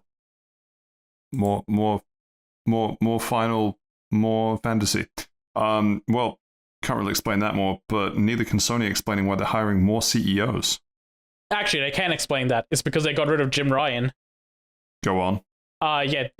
Jim Ryan stepped down and retired. His position was open, and instead of replacing him with one person, PlayStation has named Herman Holst and Hideaki Nishino as the two new CEOs of PlayStation. They've done this because they've basically split the role. Herman Holst is going to be overseeing the video game side of things, while Hideaki Nishino oversees the PSN and console side of things, like console hardware. From the summaries I've seen, they've essentially they're doing the same things they were already doing with a little bit more responsibilities and a new title to go along with it. So not a lot might change. I'm interested to see where Herman Holst will take the games division side of PlayStation, because he's been on record saying that he thinks that the budgets are getting too out of hand and they need to start pulling things back a little bit and maybe get some smaller budget games out, which would be really nice to see from PlayStation. Games like Hi-Fi Rush? Hopefully, games like Hi-Fi Rush. But also, Herman Holst is responsible for Horizon and the 50 million Horizon projects that are happening. So, you win some, you lose some with him. Oh god, I forgot. Also on the docket, there's a rumor going around that there's going to be a Horizon cross Lego game coming out. Finally. Good fucking game.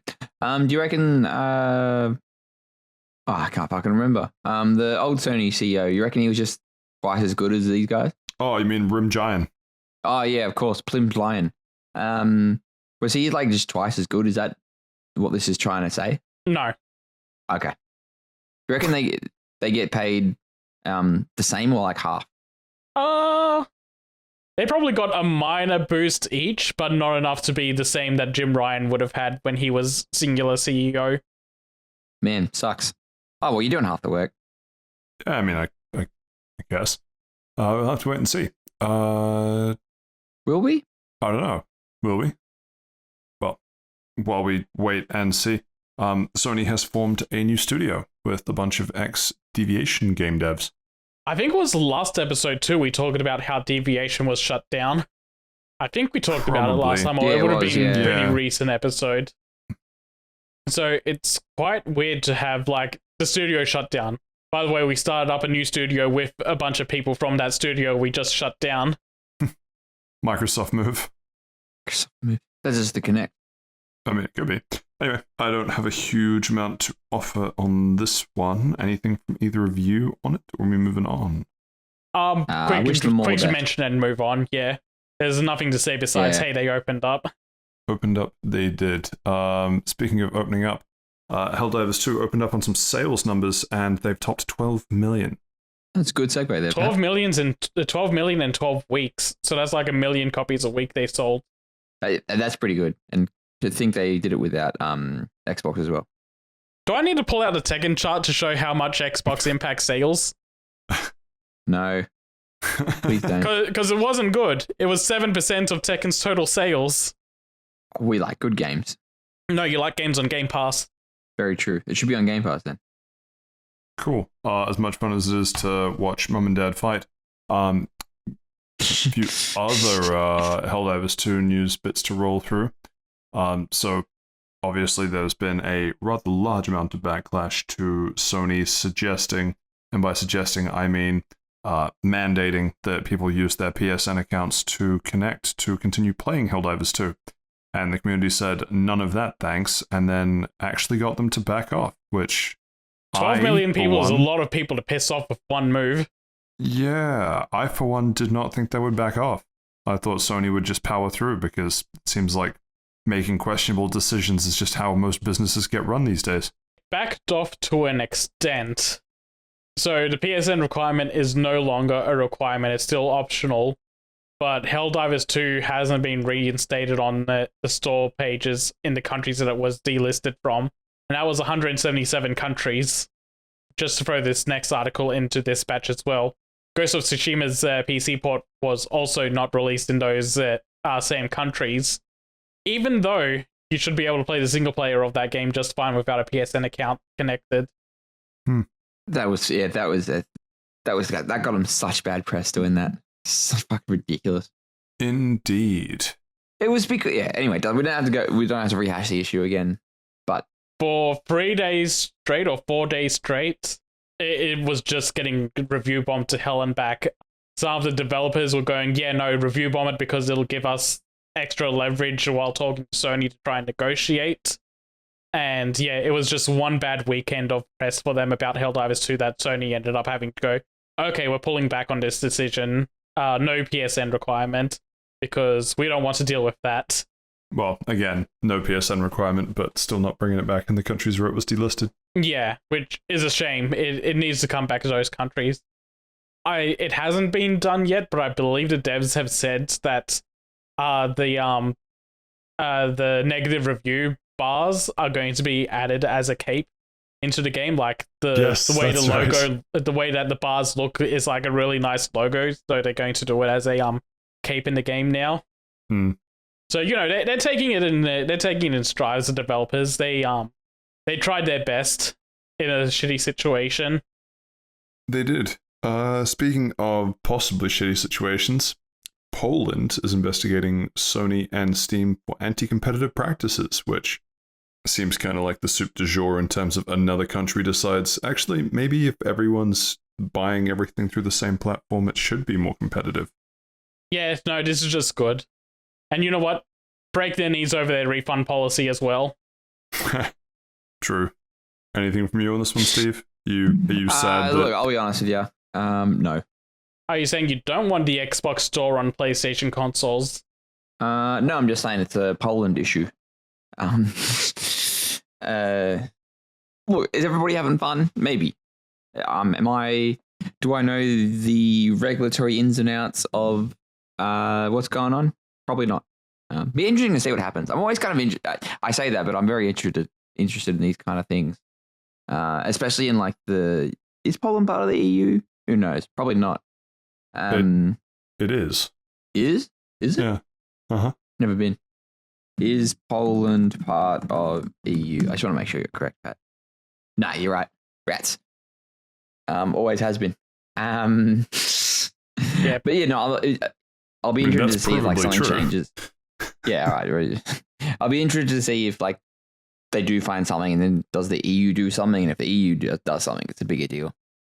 But yeah, reading through the article, it seems like the main crux of this is that they're investigating Sony and Steam for being anti-competitive in like using their placement as the dominant provider of digital games to stop competition from being a thing, and also for making it seem like people's only choice is to go and get digital versions of games instead of like it's being very restrictive in people being able to get physical copies apparently over there.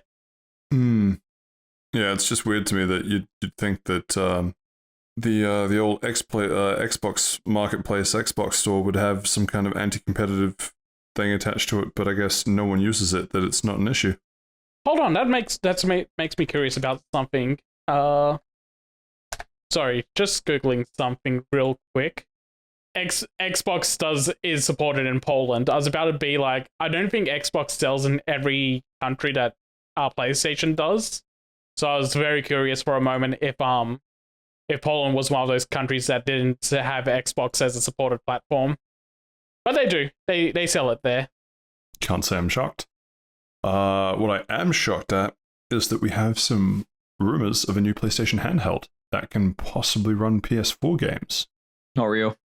Why do you shut say your that? whole mouth right now, Steve? Yeah, no, I'm interested to hear like, why he thinks it's not real. No, I just think the Switch is like such a dominating present for Sony to release a portable PlayStation. But this it'll late play in all the your game, PS4 like, games. Won't a PS5 play all your PS4 games? No, it won't. Yeah, but you can play it digitally. Yeah. Not digitally, handheld, I mean. Portably. Well, then what was the fucking point of that PlayStation Portal then? Yeah, I get the feeling like 2 to play years your ago, PS5 games. as long as you got a connection to your PlayStation. Yeah. I don't know. It just seems like if they didn't do it with that PlayStation Portal, they're not going to do like bring out a whole new console for it or a whole new portable, whatever you want to call it. I don't know. Look, I'm on the heavy Xbox cope as well. Maybe you PlayStation fans need to realize that you're coping as well. So let me put it this way: the PlayStation Portal was a gimmick console for chumps, and unfortunately, it's selling really well. It's selling extremely well. The supply is not keeping up with the demand for it. So I think Sony would be leaving money on the table not doing a proper handheld. And it just seems smart to do a handheld that would play your older games and maybe have like a what is it? A cloud, not a cloud connection, a remote play system in place for you to play your PS5 games as well. And yeah, and the rumors about the Switch 2 are saying that it's going to be comparable to a PlayStation 4 or somewhere between PlayStation 4 and Xbox Series S. So that would just kind of put this portable on the same sort of benchmark as the Switch 2, so it wouldn't be left behind in current releases that would go along with it. So it seems it'd be like PlayStation trying to put their foot down on Nintendo's throat in that sort of market. Well, but like, does it have a disc drive? Like, I get the feeling if they position it as, you can play your old PlayStation games. I don't think it'd have a disc drive, but it couldn't. Yeah, it couldn't because of how big discs are. But I'd like some sort of disc verification to happen. Like, even if it's like, okay, you verified this disc, you can it'll stay in your library for a month before you have to verify it again. And it's not like an online connection. It's just like, oh, hey, hook it up to your PlayStation, put a disc into PlayStation, and then you're good to go. Does anything like that exist at this stage? Like, I get the feeling That's essentially what consoles do at the moment. They just verify your disc license if you have a disc copy. Yeah, but it does that like with the disc. Like you can't just like enter a barcode on like the Xbox store and say that I've got it. Yeah. I don't know. That just seems like a lot of hoops to jump through. So. Yeah, it is a lot of hoops to jump through. That's me coping, but it's something that I would like. Is the sort of thing I'm getting at. I'd like some sort of disc authentication because I have a lot of disc games. I do have a lot of digital games. A lot of the games I like playing I have on disc, and I'd be very hard pressed to get one of these if I couldn't play my disc games. Yeah. Oh, look, we'll see how we go. I wouldn't get your hopes up. Sorry, PSP chads, but the Vita meant life, but it died too early. Keep telling yourself. Yeah, and also another point I want to make up, like the PlayStation Portal, like outselling demand. Sony probably made like 7 of those. They probably didn't expect to sell any. It's like, oh shit, the 8th person wants it. Yeah. The 8th person being Patrick. No, my Smurf account. Next up, we have Activision Blizzard. Despite all of the recent layoffs, they are opening a new studio in Poland, Elsewhere Entertainment, which has been tasked with creating a new narrative-based IP and a franchise out of it. Did I see somewhere? I think there were, AAA IP and franchise. So, condolences for the franchise that I'm sure will get shit-canned partway through because that just seems to be how it always goes at the moment. It also has a lot of legacy developers from very popular franchises. Like they're saying a lot of developers have previously worked on The Last of Us, Uncharted, The Witcher, Cyberpunk, Destiny, Tom Clancy's The Division, and Far Cry. So a good mix of high-end games in that team. Indeed. Anything from you on this, Steve? All the best. Oh, okay. Thank you for that, Steve. Yeah, I don't know what to say. Well, that's what Xbox said for Bethesda Studios that it had to shut down. I don't know what to say. This is partially in the wake of, well, I don't think we have it listed as a separate story, but Redfall is due to get its final update, including a bunch of quality of life upgrades. Actually, I don't think they have an announced date for that. They've announced that they're going to do one final patch, but I don't know if there's a release date in mind yet. I forgot to put the Redfall stuff in the articles as well. But I'll be honest with you guys. It doesn't matter. Like it's getting offline mode, a couple of patches. Who fucking cares? No one likes that game. Just all the best to them. Yeah, but the developers didn't deserve to be shut down for a decision that Microsoft pushed on them. I'm apologizing now for the man I'm going to become. I'm super pissed off about all of these developers getting shut down. Well, not all of them, I won't lie. I don't know enough about AlphaDog and Roadhouse to get super mad about them. But Arcane Austin and Tango Gameworks, I know enough about those to be like, no, these people just got absolutely screwed over. So I'll start with Arcane Austin because, yeah, they did Redfall. People are going to point at Redfall and go, okay, well, they deserve to be shut down. But over the last year since that game came out, it's been more and more revealed that the people that worked on that game didn't want to work on that game. Like, it was a creature of higher ups at ZeniMax and Bethesda being like, we want this sort of game for Redfall, and then they'd come back like a week later, go, actually no, we want it to be this sort of game, and there was no real direction, and all of the grunt work on it was like, no, this is a nightmare. We want it gone. We don't want to work on this. People were leaving. People were going, I don't want my name in the credits for this. And then when Xbox purchased them, they're like, oh, thank God, someone's going to come in and cancel this game so we get to go and work on something else. And then Xbox was like, no, keep going. We want this out. And didn't give them the time to finish it. Like, it's very obvious this game came out like 6 months too early. Because like 6 months after launch is when it got the 60 FPS on Xbox patch. So this was just a team that was absolutely screwed over by this game being demanded by people above all of their heads. And we talked about it last time. These people made Prey, which was a very well received game, and they wanted to do a new Dishonored after Redfall was out. But I'll get into that a little later. But yeah, no, it sucks for the people involved that they had to take an L on a game, and that cost them their livelihoods because Xbox needed to shut down a bunch of studios to make money back and gave some bullshit reasons for why they shut these people down. Yeah. Does anyone else want to jump on Arcane before I jump to Tango?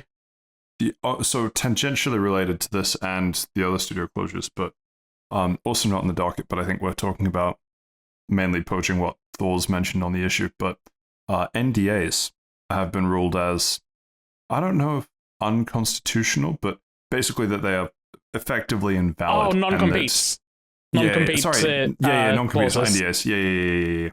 And so they have 150 days before it becomes fair game. And studios that get shut down, I assume if your studio gets shut down, then your non-compete is somewhat void. But we will hopefully see a real surge in small studios opening up because there's no longer the fear of violating non-competes when a bunch of people want to get together and then do their own thing. Yeah. So I'm hoping that because, by all accounts, the people at Arcane were pretty good game devs, that I'm sure there will be some that just exit the industry completely. And, this has probably left a hugely sour taste in all their mouths, and fair enough. But Yeah. I also would hope that now that things like non-competes are lifted as barriers, that groups of them that do want to work on something together can now more easily do that in the wake of, I think Arcane was a few hundred, or was it? I don't think it was quite 1,000 strong, was it? I don't know the exact number, but a few Studio hundred size. sounds correct. Yeah, but the point being that hopefully we see a few things springing up in their place as kind of the spiritual successors of Arcane, with whichever attachments from leadership or whoever else sticks around. Yeah. It also shows like taking, if you're looking at it from like a I hate people type of thing, it is very a fucking red flag for Microsoft's business division. To be like, oh hey, like not only are we like putting out bad games that aren't selling, we have to close studios and we're getting all this bad press. And they said last year they weren't going to close down the studio just because of Redfall. Yeah, true. That's right. I get the feeling it's not just because of Redfall. It's probably like a whole bunch of things. There's reasons, and none of them sound good. I'll get into those after I vent about some more stuff. All right, keep going, Seth. Keep going. You're on a roll. Big dog. So to finish off Redfall, they were still working on the DLC. There was an update to their code like half an hour before the news broke that they were being let go. So they were still actively working on trying to make good on the DLC for this game before they were shut down. They've since come out and said, I think it's Microsoft that had to do this, but they're going to make good on value proposition for what was the Hero Pass, like DLC Season Pass, which is kind of bullshit, I think. But yeah, it's one of those things where it's like showing, hey, Season Passes kind of suck when you can't deliver on them. Like this is one of the rare instances where a Season Pass isn't being delivered on, and hopefully is a sign for people to stop trying to do it, but it won't be. Never buy a Season Pass. Never buy a Season Pass. Never pre-order games. Never buy a game on release. It's also interesting as well. Hang on, just a Steam player charts reference. 48 players have been playing Redfall in the last 24 hours. You're supposed to give us a range, Steve. Fuck, sorry. But yeah. It'd be interesting to see the Xbox stats, but yeah. Yeah. So, I'll leave Tango for last. Alpha Dog Studios was the successor to Human Head Software, which wait, no, sorry, I got that backwards. Roadhouse Games was the successor to Human Head Software. Human Head Software were the original developers to Prey. So Microsoft essentially shut down both Prey developers. That's a shame. Yeah, that's all I really know about them. Alpha Dog Studios, they did Mighty Doom, and they're not shut down, they're being absorbed into ZeniMax Online. So they're going to be working on like the Elder Scrolls Online content. So not as bad, but still kind of sucks that they lost their autonomy to do anything they want. Now, Tango Gameworks, that's the one where I'm going to start digging into all of the bullshit reasons, because Steven didn't like it, but Hi-Fi Rush was really well regarded last year. It was commonly stated as Xbox's best game last year, or even possibly one of their best games in multiple years. Probably Did really since Halo, well. yeah. Did really well, won a lot of awards. And even with all of that success, they weren't safe. And it's not like Tango was doing really badly. Like Ghostwire Tokyo was kind of a miss, but The Evil Within it wasn't huge, but it had a good following. People really liked the Evil Within franchise. So Tango was fine. Like, they were doing pretty well for themselves, and it doesn't make sense to close down this studio specifically because they were delivering good games. They were doing cheap games. They wanted to do The Evil Within 3 and Hi-Fi Rush 2. And so combining them wanting to do 2 games and Arcane Austin wanting to do Dishonored 3, both of those studios were potentially asking for more people to be hired on so they could make those games. And that was supposedly one of the reasons that they were shut down, because they had no new games in the pipeline, and so they were in the middle of pitching new games, and wanted new people. And Microsoft was like, actually, no, we're going to cut costs. So instead of hiring new people, we're going to get rid of the studios, which is all sorts of bullshit. And they need these type of games to come out to help support their platform. Matt Booty has come out and said that they were shut down so that they could focus more on Bethesda's high impact portfolio, basically saying we need to cut down on the smaller studios so that we can just get more Fallouts and Elder Scrolls out instead of all of these smaller games. But then also came out and said we need more small titles to really that deliver high on awards to really push our platform, which, again, all of the Hi-Fi Rush developers looked at that quote and went, that was literally what we just made. Here's a bunch of awards we just won from like BAFTA and Game Awards and all sorts of places.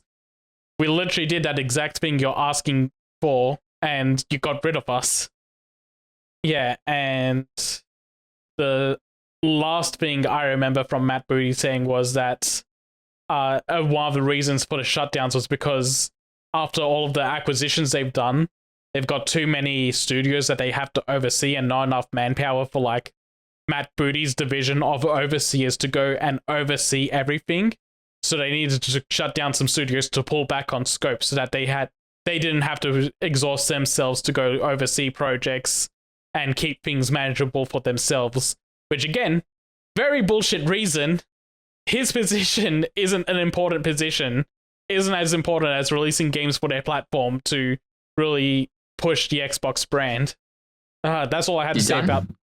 That's all I had to say about Matt Booty. But there was also the Sarah Bond interview that happened, which the only thing I'm going to say from that is that they asked her specifically, hey, so you're talking about these studio shutdowns, but Tango Gameworks specifically was a studio that did really well. They won a lot of awards. They got a lot of praise for the Xbox division. So why were they on the chopping block? And Sarah Bond proceeded to go, well, you know, the thing I love about the games industry is that success isn't a one-size-fits-all sort of scenario. There's multiple ways that we kind of oversee success, and what might work for some games doesn't work for other games, and continued on that sort of train of thought for a minute without saying anything, basically going, yeah, Hi-Fi Rush was a success in certain aspects, but I guess it didn't make money or didn't push Game Pass subscriptions, and because it didn't do in either of those, they're like, okay, no, we can stand to lose Tango. And yeah, I just really hate this situation. I like I said, I really liked Hi-Fi Rush. It sucks that they wanted to do a second one and now they can't.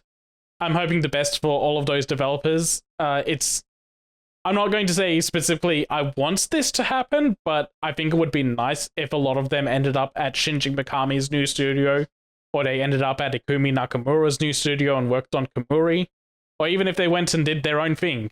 That would be nice. And last thing, because I just mentioned Shinji Mikami and Ikumi Nakamura, it just sprang to mind again.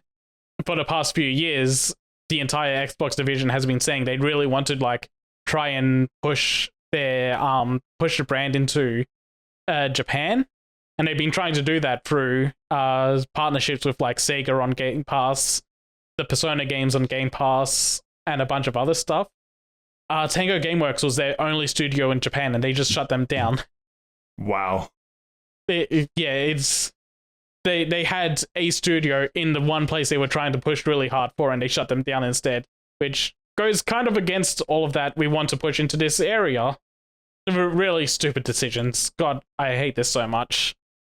Well, yeah, and it really reflects on Microsoft's, or Xbox Game Studios at the very least, their hunger to acquire more studios, absorbing them, letting a bunch of people go because they're duplicate staff members, and then going like, we can't really manage these people anymore. Everybody pack your stuff. As was quoted in a great green text that I saw recently, be Microsoft. Don't release any games. Buy a bunch of studios. Don't release any games. Close a bunch of studios. Don't release any games. What is this business strategy called? Yeah. Yeah, no, it's fucking shit. And as the Xbox fanboy, very, very hard to defend without being a fucking... I was going to say, you proud of yourself? Yeah, look, there's only so much you can say about this whole situation without being like, yeah, all right, Steve, you're a fucking shill. We're not listening to you anymore. And like, it's pretty bad, and very, very bad business sense generally, which reflects on the future of Xbox. And there was that whole thing a couple months ago about like, oh, look, Xbox isn't going to exist soon. And then you hear stuff like this and you're like, you know what? They're kind of shooting themselves in the foot at like every step. Like, at what point are we like Starfield wasn't good, Redfield wasn't good, or sorry, Redfall wasn't good. Hi-Fi Rush was good. It was a sleeper hit, and it was shadow dropped. But it shadow dropped because it potentially shadow dropped because they had no faith in it, and it's like it outdid all of their expectations. Yeah, so it kind of, what's the next thing for Xbox? Like, as we're discussing, or as we're recording this podcast, Hellblade 2 Senua's Saga's coming out to kind of relatively mixed reviews, and that's been a game that they haven't advertised at all. What do you mean? I think they're doing nothing but shilling it. I get nothing but ads for this fucking game. They haven't been doing anything. People didn't know it came out today. Yeah, okay, yeah, that's fair. Well, I knew it was coming out. I didn't know it came out today. I saw multiple people going, what the fuck do you mean it comes out this month? I knew it was this month. I thought it wasn't for another week. And the only thing that I've seen them do is go, here's a screenshot of the game. Here, you will see her story type of advertisement, like screenshots, one line of text, that's it. And then it's like they released the launch date the release date trailer yesterday. Maybe the people that really liked it. Yeah. Yeah, well, anyway, that's not really the point here. The point is that like the very, very, very bad business kind of on the internal side of Xbox, and what does this mean for the future of Xbox? Like, not even just for the future of Xbox, like the developers have reportedly all been super depressed about this. Like, a lot of them are just like, okay, when are we on the chopping block? What's even the point of working on this game now? Morale would be at an all-time low. Like, it'd be very hard to be like, oh yeah, it'd be hard just going to work, and you'd probably see a lot of exits from both the junior staff that are being developed and the senior staff that are kind of being the mentors. And that's another thing. There's not much senior staff at these studios because Microsoft works on contractors. They get rid of people every 18 months. Yeah, well, that's it then. If we're looking at silver linings, which there are maybe maybe it'll spin up a lot of little indie studios that go do their own thing, or that'll be bought up by Microsoft, and the cycle will complete itself. Exactly. The what's it? The harvesting in Mass Effect 3. Every 40,000 years, the Reapers from Microsoft come along and purge the games industry of a whole bunch of studios. Yeah, but yeah, no, it's a horrible time to be an Xbox fanboy, even more so than normal. Not 40,000. What am I getting at? 10,000? 10,000 seems right. Might be 100,000. 10,000 right? No, because the whole thing is that the wow, I've forgotten like all the races. Jarvik's race, the like previous. Remember Prometheans? Yeah, the Prometheans. They were like chilling on Mars Doesn't watching sound humans. right. Yeah. I think it's 10,000. Anyway, completely besides the point. Yeah, okay, I'm done yelling about it. I wish all of the Xbox CEOs are very happy. Guillotine visits.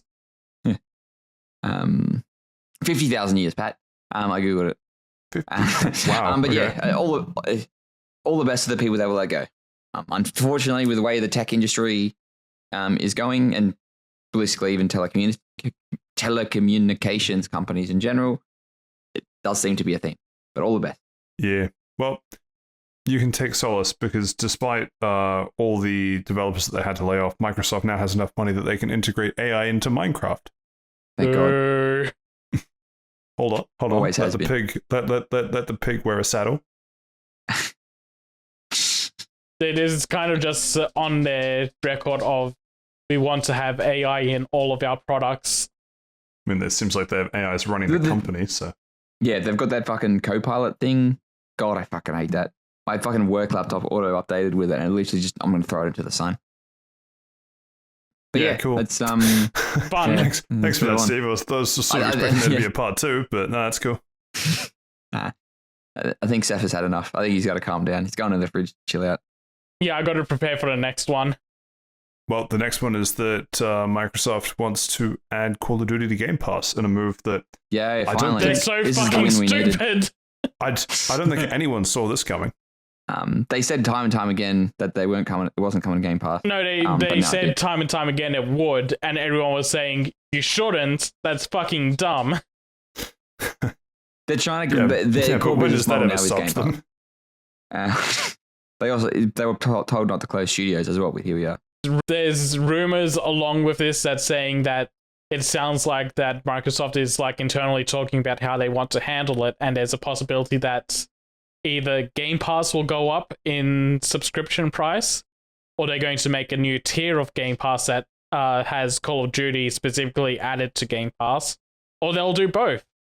Because, yeah, no, not selling Call of Duty for $70 on release is going to be a huge loss of money for them. But will it drive up Game Pass sales? That's what they're looking for. That's what they're trying to capture. That's their business model now. For better But or worse, whether it's a good idea or a How bad high idea. does Game Pass numbers have to be for them to be able to profit off it to the point where they can keep sustaining these games? Because don't forget, they don't have to just sustain Call of Duty off Game Pass. They need to sustain Fable. They need to sustain whatever Rare is making. They need to sustain Elder Scrolls 6. They need to sustain whatever other things that Bethesda is Their doing. live service game, Sea of They- Thieves, Fallout 76, Elder Scrolls Online. Yeah, The next Halo. And don't forget The as well. previous Like, Halo. and don't forget as well that not only will they have to grow with the release of Call of Duty, that growth number will have to be bigger for the next Call of Duty, and you've got this cycle of infinite growth that they literally cannot fucking achieve. And all of that on top of them having to pay back the $80 million they owe for buying Activision. Since they're in the hole for that. Look, I'm telling you, we're winning. Us Xbox Call of Duty, the three people that play Xbox, that play Call of Duty on Xbox, they're winning. I'm not sure who those people are, but they're winning. Someone did the math, and Call of Duty needs to be performing at maximum profit for the next 10 years, I think it was, for them to make the money back on buying Activision. And that's not including them having to sink money back into Call of Duty to make it every year, plus all their other games. Ugh. All right, I'm sick and tired of the Xbox dog pile. Give us some good news. Did anything else get announced? Is there anything else? Searching, checking. Good news. No, the closest thing we have is some, like, future good news in that Switch 2 is getting an announcement, but it's not good news in that it's not for a while. Look, knowing it exists is nice. We've known it exists unofficially for so long that having Nintendo just come out and go, yeah, it's real. We're going to talk about it before the end of the fiscal year. Good to What a have weird some sort of word about it. It's always fucking ridiculous that they just announced this on Twitter as well. Yeah. What the fuck's a Twitter? Formerly X. Is that what you wanted me to say, Patrick? No, I think you got that one backwards. But no, you're right in that. I think we could probably call this the worst kept secret, one of the worst kept Nintendo secrets. Of everyone knew that the Switch hardware was really getting on, and that Tears of the Kingdom, they performed literal magic to make it work as well as it did. But yeah, we're a bit overdue for the next one in the lineup, given that that's now 8 years, and I don't think any of the other, I'm going to say console manufacturers, it's not even console manufacturers, just like generations have moved on so far in 8 years that it's genuinely impressive that they've been able to keep it going for as long as they have. Yeah, it's not quite as long as the Xbox 360 generation was, but it's very close. Well, What anyway. do you reckon it's called? The Switch, we've been through this. Yeah, cool. But with like 4 E's. You know what? Sure. Could be. One for each of the studios that Microsoft shut down. It'll be. It's another one of those wait and see. There's like a bunch of rumors milling about that. Part of this is that Mobipad, which is the hardware manufacturer or like the peripheral manufacturer, has supposedly got documents as to what they want the Switch 2 to have, including, as per the article, smaller magnetic Joy-Cons and a larger 1080p screen. But what that actually translates to in terms of console specs, we have speculations, because we talked about, what was that, a couple weeks ago or so, with one of the Nintendo execs saying that they wanted Switch 2, whatever form it took, to be backwards compatible with the Switch games, right? Yeah. And there were reports saying that it'll be backwards compatible, but the Switch 2 cartridges will be changed slightly so that you can't play them on Switch 1. Yeah. The real question is, do they still have that delicious anti-lit coating? Oh, that's part of the branding. They have to. Imagine riots in the streets if they got rid of that. I think that is it for the news, which means that we are at the tail end of the episode. Thanks for listening to the news you can choose. Hopefully it didn't give you the blues. No, they can't choose. That's why they're here. They've been held against their will. You read the memo next time. No audience question this week, but if you have a question for us to answer, get in touch. We're on Facebook at Fast Travel Lounge, X, formerly Twitter, at Fast Travel Lounge, -1 of the L's, fasttravellounge.bluesky.social. There might be one other that I'm missing in there, and good old mailbag, fasttravellounge@gmail.com. Whatever you're listening to this on really helps us out if you give us some sort of like, review, comment, subscription, any kind of engagement, really. We're all here for it. Anything that we want to tease for next episode? I don't know. Oh, I got 2 wrestling shows to watch this weekend. Holy shit, Cool. no one asked. I'm immediately regretting asking you that. Yeah, what am I doing? Doing your mom. Remember that song, man? I immediately regret asking Nobody you that too asked. Pat did. Yeah, but I'm a nobody to Seth, so I mean, you're both right. See, that's a Kingdom Hearts reference. See, you're getting it. I don't understand. Wrap us out, big fella. Well, perhaps I will finally get some time to myself and watch some of the Fallout TV series. Who knows? Anyway, thank you so much for listening to episode 112. Until then, until next time, I've been Patrick. You've been joined by Seth and Steve, and catch you next time. Goodbye. Happy birthday, Xbox. You don't have many of those left.